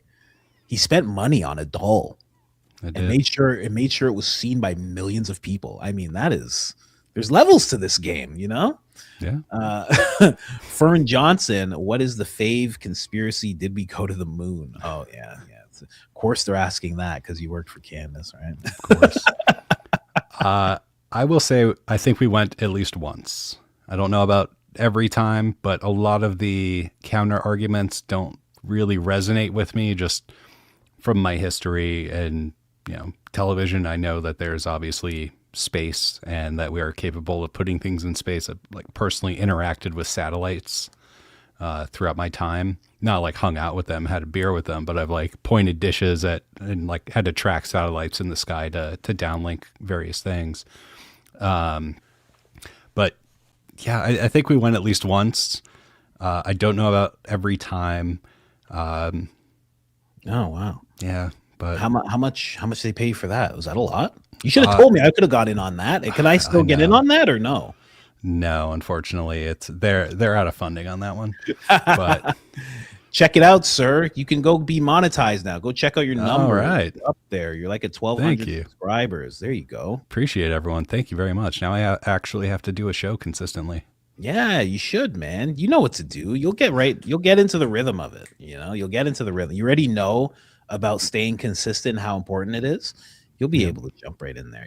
At first, you just need to find a thing that you want to, not a thing that you're always going to talk about, but a thing that you want to talk about. For the longest time, I wanted to talk about Joe Rogan because I loved all the places he went to. Then what happened to Charlie? Then for a while, I was talking about the occult and demons and angels and esoteric stuff and all sorts of weird demonology and all sorts of stuff like that. Then what happened to Charlie kind of sparked. I started investigating. Then I realized Candace was doing this big investigation. So I was doing my own investigation and then also looking at what she was doing. And then it became recapping and looking into that. You just kind of go places. And that's not many stops within 4 years. But you got to find the thing that you want to latch on to a bit and just really understand it. And a lot of people don't realize as I look into everything that Candace does, it's I'm learning a tremendous amount from her and just in general. There's a lot to be learned. I learned a lot from Joe Rogan, a lot about recapping, a lot about analyzing situations, a lot about research and how to actually find things out and expand on topics. And then from Candace, it's you start learning about actually broadcasting, actually doing a live show, actually entertaining people. And not just entertaining people within the half hour or 3 hours, but entertaining people for weeks and months at a time. That's what I'm learning from her the most. So that would be my advice to you. Figure out the thing you wanna grab onto and just grab it. Hang on to it for a while. Okay, yeah, there has to be a very specific subset of things that I can just grab. I just don't want to cause any problems. Yeah, true. And then there's also that to think about as well, right? So yeah, it's tough. It looks like I upset the chat about the moon landing. Sorry. No, it's okay. Sorry. It's okay. See, I'm telling you, they forget. They forget what Candace says, and then they forget that you worked with her. What do you think was going on? They forget. They forget. So it was at 9:50 when she made this message. So thank you very much. Leia loves Jesus. Now it is at 1200. Thank you all. So you're going places. Chef Shannon says, what is Mark's theory on Charlie Kirk? Oh, interesting. I don't have a unified theory, so to speak. I feel like a lot of, coming on the heels of everyone being upset about me about the moon landing thing. I feel like there's some theories that have been put out there purposefully to discredit people who are investigating his murder. Specifically, the one that stands out the most to me is the exploding microphone theory. I feel like there's very little actual evidence of that. And how I got to that conclusion, and the first time I heard that theory, I had this thought was that it would have to be top secret technology of concealing an explosive device in an electronic. And luckily we have video of that exact thing happening with the pagers. They distributed all those pagers and remotely detonated them. True. So we see what top secret Mossad technology looks like in that sense. And there was no smoke, there was no flash, there was no fire from that area, and the wound's on a different part of his body. So I don't feel like there's a lot of credence to that. I don't know exactly what happened. I don't pretend to know. I don't think Tyler Robinson acted alone. There had to be more people involved.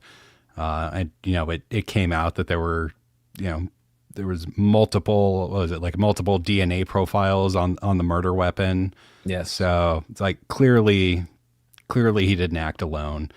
And I don't necessarily think Charlie was shot from the Losi Center. Just the angles don't really line up for me. And the whole 30-06 thing, I'm not buying that. Maybe if it was like a very specific situation where he hand loaded the rounds with less powder than usual and put a frangible bullet in there, and the engravings in the bullet casing weakened it so there wasn't enough pressure, and maybe it was a little slower, but I highly doubt that that's the case. So yeah. Somebody who did some great work on it, Valhalla VFT. A lot of people ended up like they kind of came for him because he kind of came for Candace when it came to the whole Mitch Snow thing. He was like, oh, Mitch Snow, not real, blah, blah, blah. All this stuff happened. And but he did some great research into the angle of the Losi Center and how it hit the C2 and like all the vertebrae on the neck. He was like breaking down that whole thing. And I was like, oh, well, that's enough for me. Like the way he showed it, he's like, for this to come from the Losi Center, he's like, it would have hit him here. It would have destroyed everything. It would have looked crazy. So the way he broke it down, I was like, yeah, that makes perfect sense to me. And then he went a step further and he actually got the 30-06s and he's like, okay, let's take a calf leg and just like wrap it up in meat and let's see what happens when I hit it with this 30-06. He's like, let's get some steel, let's get some this and that. And I mean, he was just desecrating everything that he hit with 30-06, like everything. There was no like just in and just that's it. So I don't know. And then people start saying, well, MLK got hit with the 30-06, and it's like, well, maybe they lied about that too, because his whole the whole way he passed away was crazy. It was crazy and very, very wrapped up and secret-y. Yeah. If you want to have a fun evening, read the letters that the FBI wrote to MLK Jr. Just it's a great time. Oh yeah. Allegedly the FBI. Yeah. Allegedly. Yeah, allegedly. The whole thing is wild with him. I mean, him, Jesse Jackson bringing him to the window and like angling him just right and all this stuff. It's crazy. The whole thing. So it's hard to know what happened with Charlie.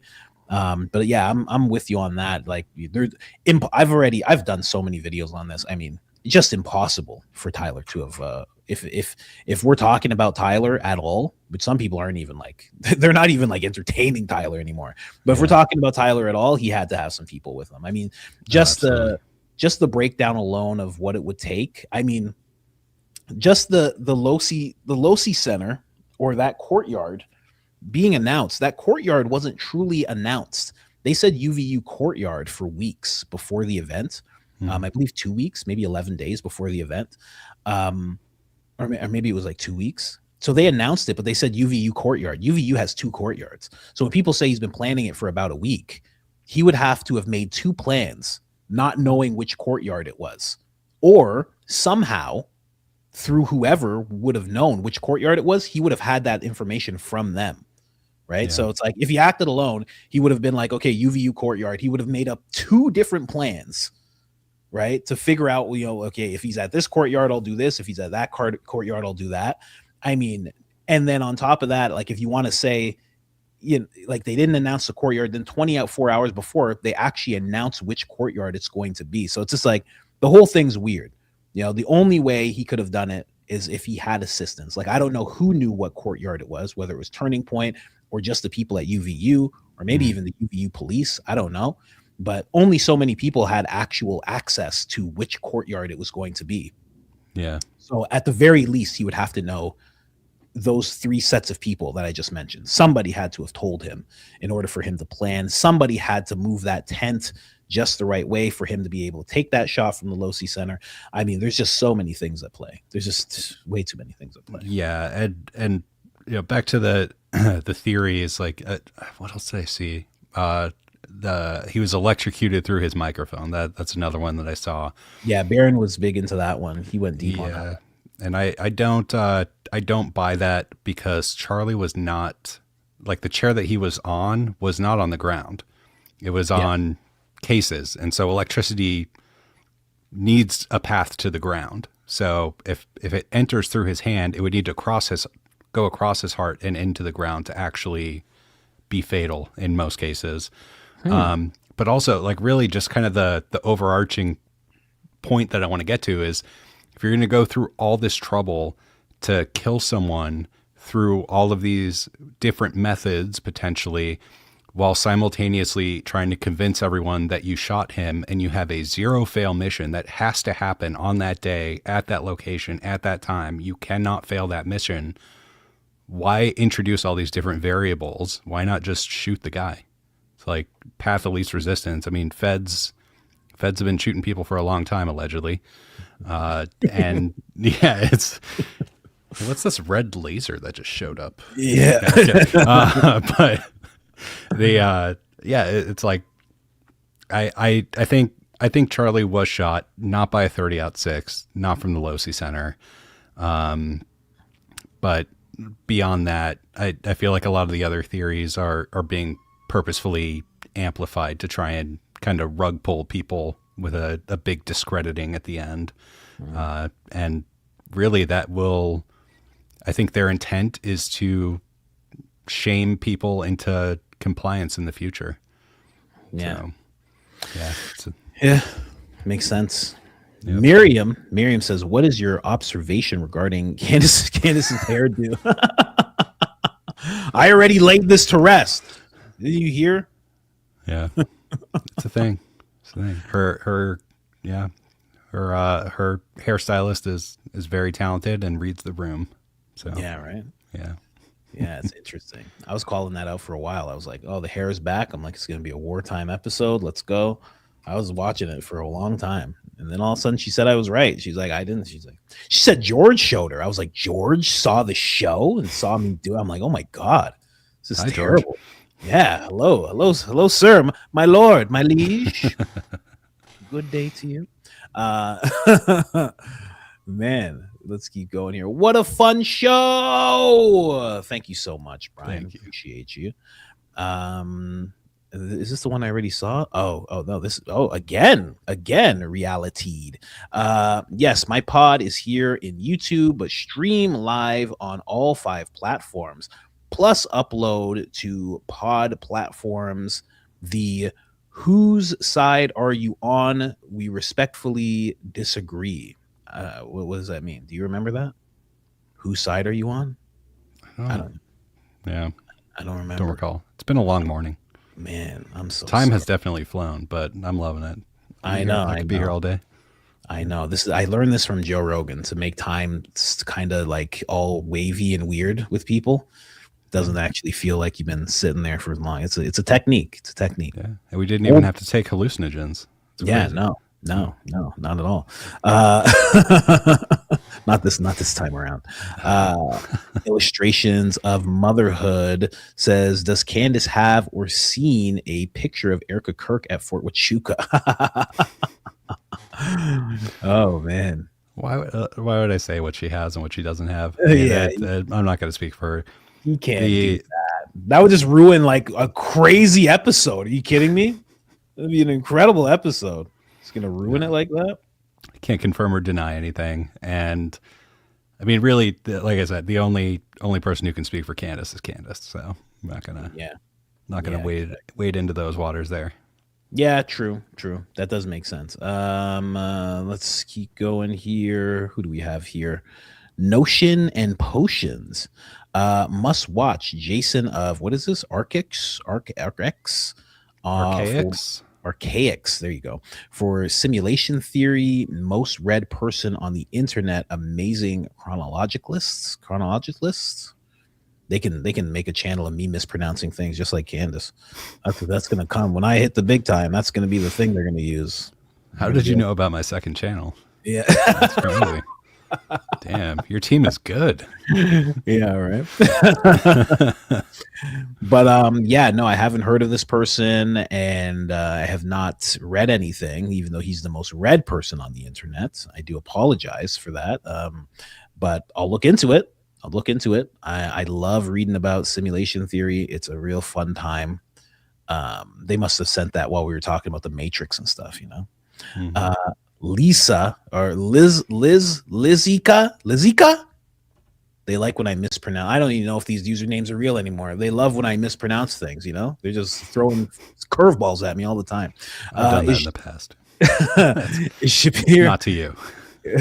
is Shapiro really as uncreative and lame as he comes off? Wow, this is kind of a leading question. Is the Candace gang aware of Jake GTV? I'm sure everybody's aware of Jake GTV. He does animations and stuff, wild stuff. But Tell answer me what the you really think about Ben. So. yeah, right. Leading the witness a little bit here. Jeez.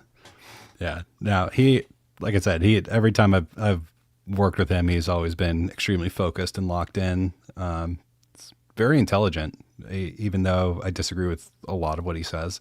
Yeah. But yeah, I mean, he has a good sense of humor, though, surprisingly. So Interesting. I will go that far. Yeah. That's interesting. Yeah. So I mean, that's he made an eyebrow shirt. Come on. Yeah, I know. The skid mark shirt. It's nice. Yeah.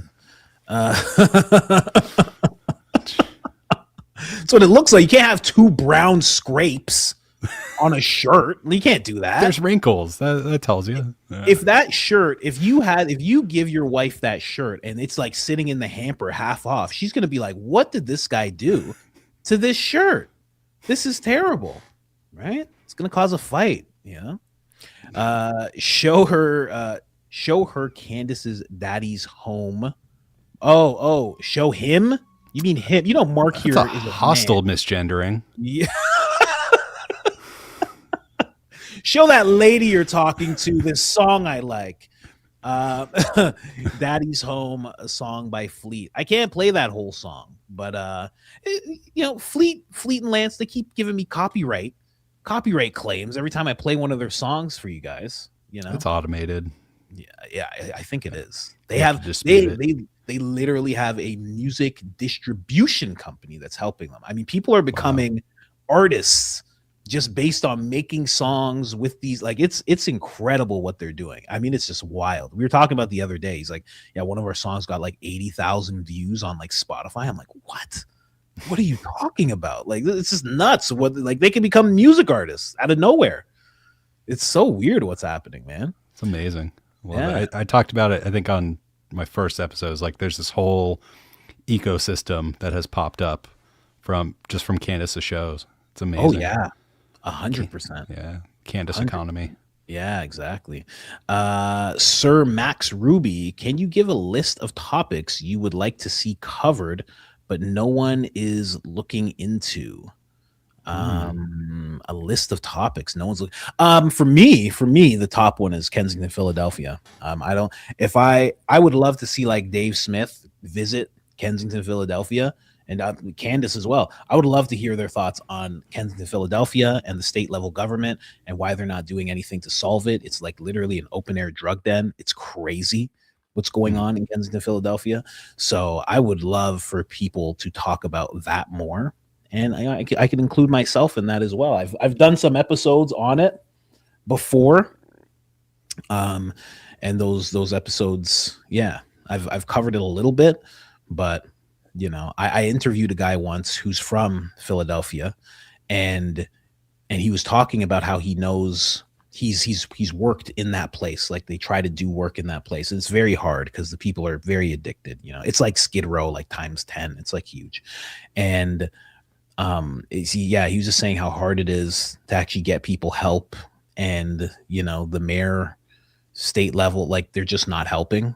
It's this weird thing where they just won't help for some reason, and they're just allowing it to exist. That would be my number one topic.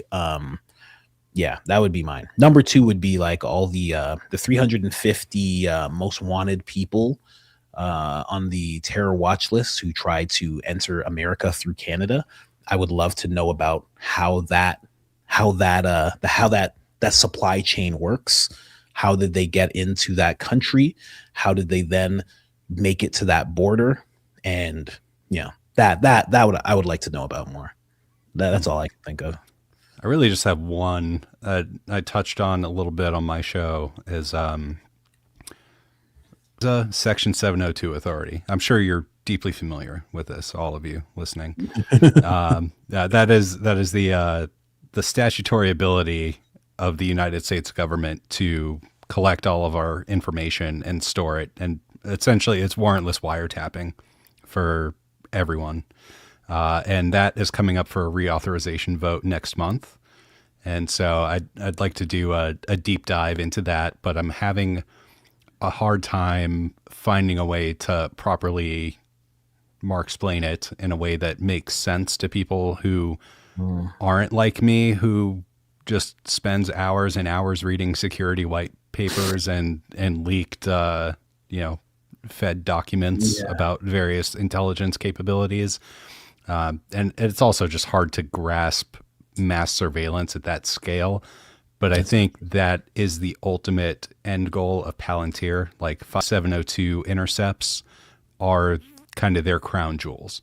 Yeah. So if you unleash AI into literally everyone's private messages, you can figure out a lot of what's going on. But most importantly for the billionaires is you can predict the future with very high levels of accuracy. So that's kind of like Looking Glass.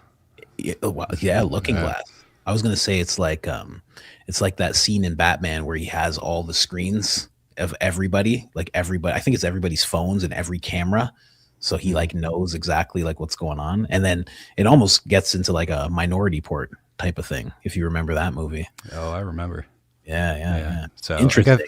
Got to figure out a way to do that, and that's my big I guess I can't even think of the word right now, but that's one of the big hangups I have about JD Vance is just his association with Peter Thiel and how he came up. He has the same backstory as Obama, essentially. Raised by his grandparents, got into an Ivy League school, plucked from obscurity, given the Midas touch by a billionaire. Name like 5 times. Yeah, changed his name, and then becomes a junior senator, and then is immediately in the White House, granted as VP instead of president. But it's a very similar upbringing and backstory. And there was a vote while JD was in the Senate for as a reauthorization. It was the last time it came up for a vote, and he abstained from voting. So that's my hang up on that. So interesting. That is very interesting. Mm-hmm. He abstained from voting. Yep. It's still passed, of course, because the government's going to spy. They just put a little carve out for members of Congress in there, and they're like, "Oh, you're not going to spy on us? Okay, as long as you just spy on the peasants, we'll approve." That's nuts. I didn't know that. That's an interesting one. That's actually a good solid topic there. Thanks. So between the two of us, you have those 3. So everything else, there's people talking about it. And honestly, when it comes to people looking for like, oh, why isn't anybody talking about this or that? It's like some people they despise X because it becomes like a little bit of a cesspool the deeper you go. But if you want to find people who are talking about things that you're not seeing around, like you'll find somebody talking about that thing. They may not have any followers at all, but there's people out there who talk about things. I actually have a family member who's in what's called digital forensics. And he was talking to me because he has to go into the weirdest parts of the internet. And he's like, I could show you, he's like, just wild stuff. He's like, not even gross or anything like that. He's just like, I could show you weird stuff that gets written about. He's like, in all sorts of countries. And he's like, there's a lot of countries that they can't put things out. So they put things out in different places. He was like offering it to me, but he's like an officer at the same time. So I'm like, I'm not falling for this sting operation, buddy. You're not getting me. Okay, pal. But he's actually a great guy. He actually caught a serial killer that way. So, oh wow, yeah, solid dude. It's actually on Netflix. Oddly enough, they discuss it. It's like this weird. It's part of this weird series, and he's on it. He's on it for like 20 minutes because he's the guy who actually figures out where the guy is and stuff. It's weird. Did he capture more than one serial killer? Like, is he a serial killer catcher? or is it? I don't know. I'd have to ask him the next time I see him. But like, he kind of does it like water. Because the only reason I knew about it is like my brother's like, hey, he caught a serial killer, and like he wouldn't even talk about it. He's like, he's caught a serial killer. He's like, you know that? He's like, ask him about it right now. So I have to. He won't just tell somebody outright. He's one of those guys like kind of quiet about his work. But yeah, interesting. K Marsh says, late here. Ain't no day you're not making me LOL. Thank you very much. Appreciate that. Always appreciate a good LOL. Super sticker. Thank you very much. VDC. Sideshow Blade became a YouTube member. Thank you very much for joining what we call the Mint Daddy crew. Call me by the moonlight. Mark, please mansplain the legality of of what Candace is going through. Have there been big mistakes the show has made? Much love. That's an interesting question. Nice try, Brigitte's legal team. No, I obviously can't get into any of that stuff. That's not my place. Yeah, that's true. You can't. Yeah, the mistakes that have been made. Yeah, you can't do that. Yeah. Sorry, Moonlight. Ask another one. Up the B. Oh, up with BM. I thought I said up the B. Hey, coach and guest. Coach, did you look up Cat Dude from Lady Boss or from Boss Baby? No, I have not. Not yet. I will. I have so much work to do. I haven't looked it up yet. I believe you though. They basically, that question is about like my nerd voice that I do. It sounds like a character from a movie apparently. So okay. I have to check it out.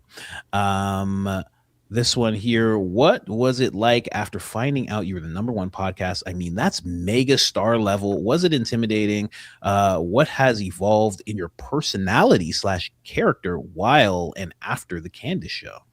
Wow. I mean, I already answered the first part a while ago, but second part, what has evolved in my personality during and after the Candace show? I'd say I'm more outspoken. She's definitely inspired me to speak my mind and remove some filters, and really just more motivated than ever to succeed, because I've seen how many people will go out of their way to stand in your way. And so that's really motivated me to succeed and just be more honest and forthcoming and speak my mind. I don't want anyone to kind of have to guess what I think about something. They should just know, especially if they're a friend of mine. And that's another thing that's really evolved in that time, is just how much more I appreciate true friends and stand by it and defend them. Like, because there's very few people in this world that can genuinely have your back. And if you could kind of lead by example with that, that's a great example to set. Yeah, well said. Well said. Good friends is a big thing. That's a really big thing. Having the people who, like, especially when the whole world's against you, literally, in your cases as a team, having those people that are actually for you is a huge, huge thing. You got to hold on to those people. I always hold on to my core friends. I always tell people, like, all my friends, like the core people I have around me, everybody's like 20 years, 30 years, like a new friend is like 15 years, it's like, it's like that. So it's good. And they keep you grounded. They keep you level headed, Oh yeah. Love to chat. Happy party place. Love to chat. I've been in LP for 20 years. Reach out to me via X or via IG. I answer DMs for the most part, unless they're crazy. Fuddy15, coach, I need to know, did you see Candace's confused expression when she read out the coded Philadelphia? I didn't think she was confused at all. She seemed like she understood, and she read it and she like kind of breezed past it, but it seemed like she wasn't fully confused. She might have been like doing what I just did. Sometimes we're talking and you're like, and you have to like kind of get your breath in your mouth together. She might have been doing that, but it seemed like she understood the assignment. She did her thing, I call this lady Susanna Rosanna Diana, gifted 1 membership, because when I read the name, my brain doesn't work properly when I need her name. Mark, do a bit. I will animate it. Free promo.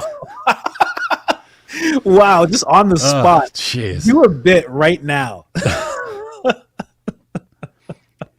If this were 3 hours ago in this show, I'd be a lot more mentally limber. Yeah, I'm sure there's something in there that we've done that. Yeah, I got nothing right now. I'll think of something. I will follow you and get in touch with you, Fleet. Though we will like figure your work. something out. We can do some stuff. I'm telling you. Oh yeah. Yeah, let's do it. Great interview. Thank you very much. Only as great as the guests when it comes to interviews. Oh no, the host is doing a lot of carrying right now. So. Heather, not to be confused with Rachel, because I always call her Rachel. She gifted a membership. Thank you very much. Oh, we already read that one. The band effect. We're getting to the bottom here. Implementation science is increasingly using. Let's see. Ash of the Dead. Yes, implementation science is increasingly using AI-powered chatbots with significant emerging focus on utilizing these technologies within YouTube and similar digital platforms. Okay, nerd, relax. Okay. No, you're right. You're right. It is happening. It's happening quite a bit. And I don't know what you can do about it because it's only getting better. Yep. It's only getting better. And it's at a point now where it's like, they can't really stop it. They try their best. And you know what? I have to give it up to this platform. They actually do try. I don't know if X actually does. You know, I know Elon said he was deleting bots, but it doesn't really seem like it. No. But this platform actually does try to the point where they'll let you know. They'll let you know, like, there is a bunch of inorganic stuff happening on your channel. And they'll look into it. They'll look in to see what it was. And, you know, if it was their bots or someone else's bots. Yeah, exactly. Yeah. They look into things a whole bunch. Mama Llama, I used to work on cars with my mom when I was a little girl. Her specialty was brakes. I can change the oil faster than most men. Oh, okay. You're just rubbing it in. I said I can't do it. You're telling me you do it faster than most men? Come on, Mama Llama. I know it's International Women's Month, but come on. You don't need to flex like that. Yeah. I haven't even learned yet. You don't know if you do it faster than me yet. You don't know. You'll see. I'm going to make a video about it. Objective Alchemy. Coach and Fleet are the USO of current psych war and actual wartime. They keep up the morale while we digest these world realities. Mark, all you've lent to opening eyes, I mean E.T. Bridget legend. Oh man, thank you. Yeah, you should do my job more. That's become a cultural thing. I see that at least once a day. That E.T. with the wig, I see that at least once a day. So, I'm just doing my job. There are other things that have been on the show that came from me, but I just wanted credit for the Brigitte thing just because I really want to explain that under oath. So I really, really do. That'd be a wild thing that a whole courtroom filled with people have to listen to. I have to look him right in his eyes and be like, right? Hey, yeah. And that's why, Your Honor, that person. Oh my gosh, it'd be crazy. Sorry if you already addressed this. Mark, can you share your opinion on how Charlie Kirk was taken? Okay, you already explained that. I assume you've seen the exploding mind. Yeah. He touched on all that actually. So I also don't think he's still alive, but yeah.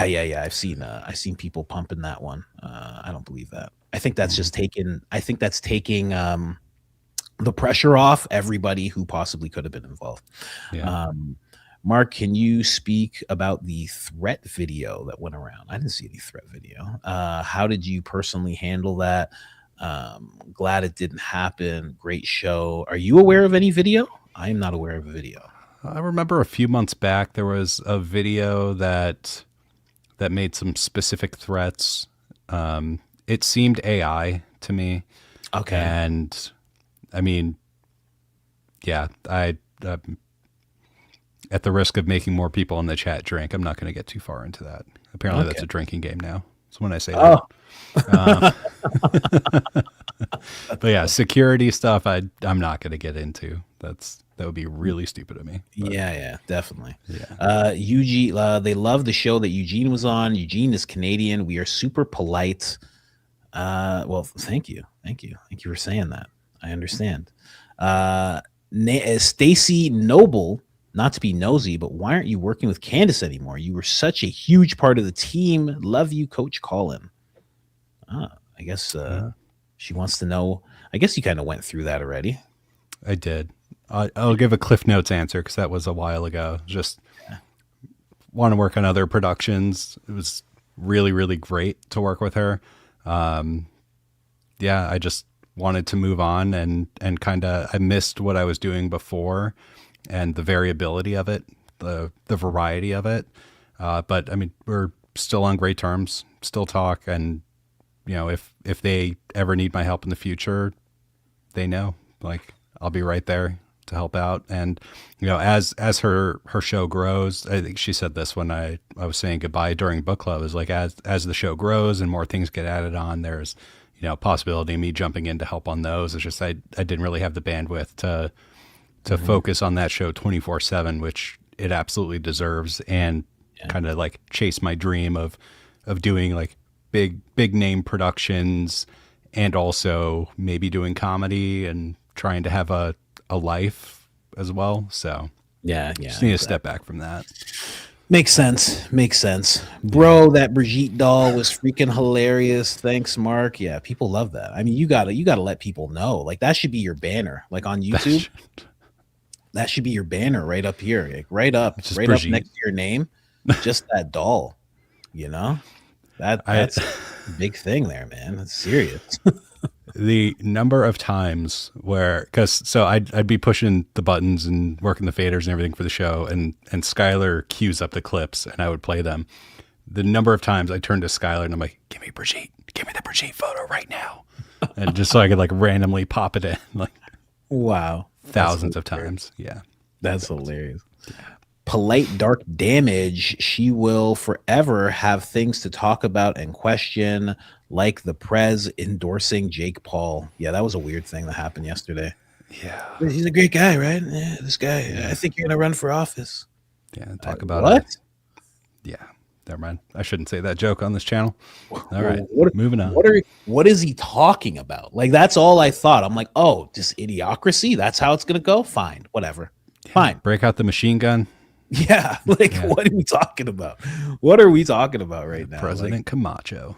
Yeah, exactly. It's just ridiculous. Like, I don't know. Whatever. I mean, that's where we're at. That's where we're at. It was bound to happen. I mean, both sides went to The Rock and were like, hey, will you run? Like, both sides went to him. He was in the Pentagon. He's The Rock. Like, I don't know. Everyone could smell what he's cooking. Yeah, exactly. Be great politically. Not great for sneaking up on people, though. But yeah, great campaign slogan for sure. Can't wait for Fleet to use Mark's voice for an amazing character. Mark explaining in that soothing voice with Buff Baron. Oh wow, this person has some ideas just bouncing around in her head. Okay, all right. Yeah. She's like Buff Baron with Mark's voice. Okay, all right. Wow. She's building her dream man here, apparently. What was your opinion of Ben Shapiro's crash out? My jaw dropped when she actually said the F word. Oh, when she said F you to Ben Shapiro. Well, I mean, you know, that's bound to happen. Yeah. I don't know how you guys felt about it when you saw it, but I was like, yeah, it makes sense. Like, yeah, I did not know it was coming in the moment, so I'll give you that much. Yeah, sure. I mentioned earlier, like, Savannah would run teleprompter. There's not much in that prompter. Like, it's, yeah, and anything that's in there, Candace, right? I know everyone likes to think like she has this whole team of people that are scientifically with beakers and stuff writing her show. It's like, that's all her. That's amazing. Yeah. It seems like it. It seems like it's all her when she goes through everything, because it's where the show goes is too much for. Mm-hmm. I don't know. It's just too much for people to be writing, because usually if you're going to be a writer and you're going to have something going like an Anderson Cooper or Don Lemon type thing, it's like you're sticking to like certain things. She jumps around too much. Like, that has to be from her brain when you're jumping from one thing to the next like that. Oh, yeah. Zamet, once again, Prez Orange post after CK demise seemed pre-written. Wording very sus. I mean, it could have been pre-written. It's hard to it's hard to look at what somebody's written and say that was pre-written. But I understand why you would think that. But who knows? Those are one of those things where it's like people really want to know, or they really want to. You'll never know. You'll never ever know when it comes to that type of thing, unless the person who wrote it comes out and says it. You'll never know. So, Yep. Annie, any truth to the idea that Prez Orange appointed Erica to that new position to investigator? Is that like going around? I haven't heard that. I haven't been on X today, so maybe that's what's going around. I like Mark said, they can investigate her anytime they want.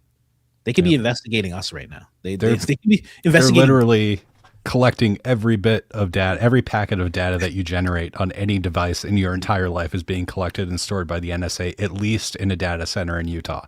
Yeah. And you know what? That type of yeah, exactly. That type of thinking, that whole like, don't worry, trust the plan. I'm done with that stuff. They're not investigating her because they're the good guys. This is 5D chess. It's not happening right now. It's not happening. They're putting her in that position for a reason. And it's not wean everyone off of the copium. Yeah, exactly.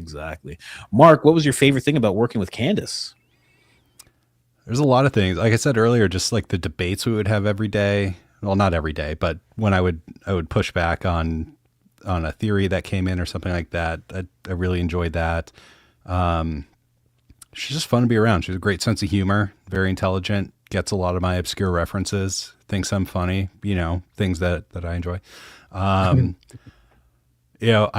did really like she said before, the show's done out of her basement, so it's at her home, and just seeing her family life was awesome. She has a really great, strong family. Husband George is great. Kids are great. I used to get beaten up by some of her kids, and I would I would just turn around and be like, you aren't going to do anything, stop them. But so yeah, no, I definitely miss that. They just a really great family, and people just have this caricature of her that they've created in their own minds from seeing her on the air. Yeah. But there's so much depth, beyond that. And I wish more people saw it, but I also understand why that's not something that's public, just because of all the threats that are out there. Yeah, of course. But yeah, it's a great environment, great experience, great people. And I really miss the team as well. So, but at least we're still friends. So still talk to everyone. Yeah, exactly. Mark's first merch, Mark Unfiltered, or show name, I'm there for it. There you go. They already want you to have merch, Yeah. Mark Unfiltered. What are we at subscriber wise for this guy? Let's take a look here. You're at 13.3. Wow. Thank you very much. No problem. Were you aware that Candace is white? Do you think that she'll ever come clean and tell the truth about her white identity? So there was a video that I played. It was supposedly this person was Candace's cousin. Okay. And this cousin was explaining that their family is more white than anything. Now, when you look at this cousin, she is black. She's a stud. She has dreadlocks on and a New York cap, and she's like explaining how Candace is white and that she's white. I mean, it was just the most wild clip. I loved it so much. It was hilarious. So Candace is white, if you didn't know. Sorry to break it to you. Wow. I actually did know that for one reason. This is risky, but I have to say it. Like I said, we worked in her house, and I have never heard the low battery chirp of a smoke detector. Oh, so, wow. See, there you go. She enjoyed that joke, by the way. That is wild that you never heard the chirp once. That is the, like, even if we have our smoke detectors working, we will have a recording of the chirp playing. Yeah, it's comforting. It's the everything's okay alarm. Exactly. Everything's as it should be. So the fact that she doesn't have that, I mean, I don't have it either, sometimes our white counterparts, you know, her husband's white, my wife's white, they don't allow it, you know. Yeah. But we're just like, just let it go. Just let it Yeah. go. You know, it's so funny. We were in a different house, my wife and I, and that actually started happening. And I so quickly worked to solve that because I'm like, I'm not being that type of black person. Where is the bat? Do you have batteries? Do you have batteries? I got to go to the store. You have batteries? Or you have them? Okay, let me get on this couch. I was like, we're not being that family. My child is not going to learn about this. I'm like, we're solving this right now. So I'm white as well, just to break it to you, in case you didn't know. That's very good. Yeah, you don't have a new black friend. You have another white friend. So sorry. Great. And you have a new Jewish friend as I come to you live from inside of a bag of lox. Apparently, people saying this is smoked salmon. I was raised Jewish. So I'm not practicing anymore, but I do actually do my own taxes every year, though. So I observe that at least. Wow, that's nice. Yeah, I figured I had to get one in there too. Just you have to balance it out, equality. You got to use that ability. That is your version of the smoke detector alarm. You know, you guys need to do that. Exactly. Terrible with money and love bacon cheeseburgers, though. So not all stereotypes are true. Oh my gosh, come on. You can't do that. Yeah, it's so funny. No, I'm kidding. So funny when I have a lot, because I grew up like Crown Heights. There's a lot of religious people there, and yeah, the whole thing of, you know, you got to keep Shabbos and you got to no milk and meat in the drawers and like all sorts of things that they have to like keep a handle on. And it's just wild to see, because then they like come and hang out with me and they're like, bro, let's go to Burger King. I'm not doing this. They're dressed in like the whole thing. They're just like, I don't care. Like, let's just go to Burger King. I want a cheeseburger. Listen, that was over there. Like, let's just, don't be dumb. Of course, I'm going to get in the car. Like, I'm not doing this. It's so funny. So funny to see worlds collide, you know? Oh, yeah. But no, Candace is not white. No, yeah. We should probably make that clear for everyone. just to put that out there. Yeah. Oh, man. Did my wife just write that? Oh, my wife thinks we're down. My wife doesn't realize that I did the longest podcast I've ever done. Yeah. Because she's like, we're coming downstairs. Like, I'm still up here.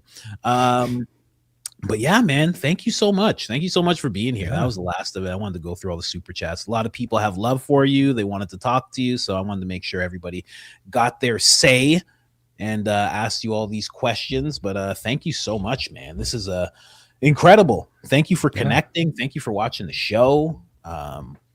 You know, just thank you. And what else do you want to talk about? Do you have anything that you want to wrap on?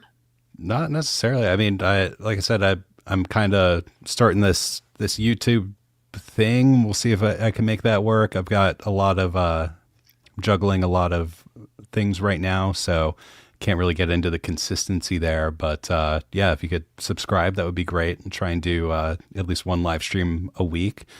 Then I have social media for those, at Marksplained on X and Instagram. There's not really much on there, but I'll build that out. And really, I appreciate you having me on. This has been great. You know, been a fan of yours, and glad that we were able to connect, and I was able to make you laugh at least a couple of times.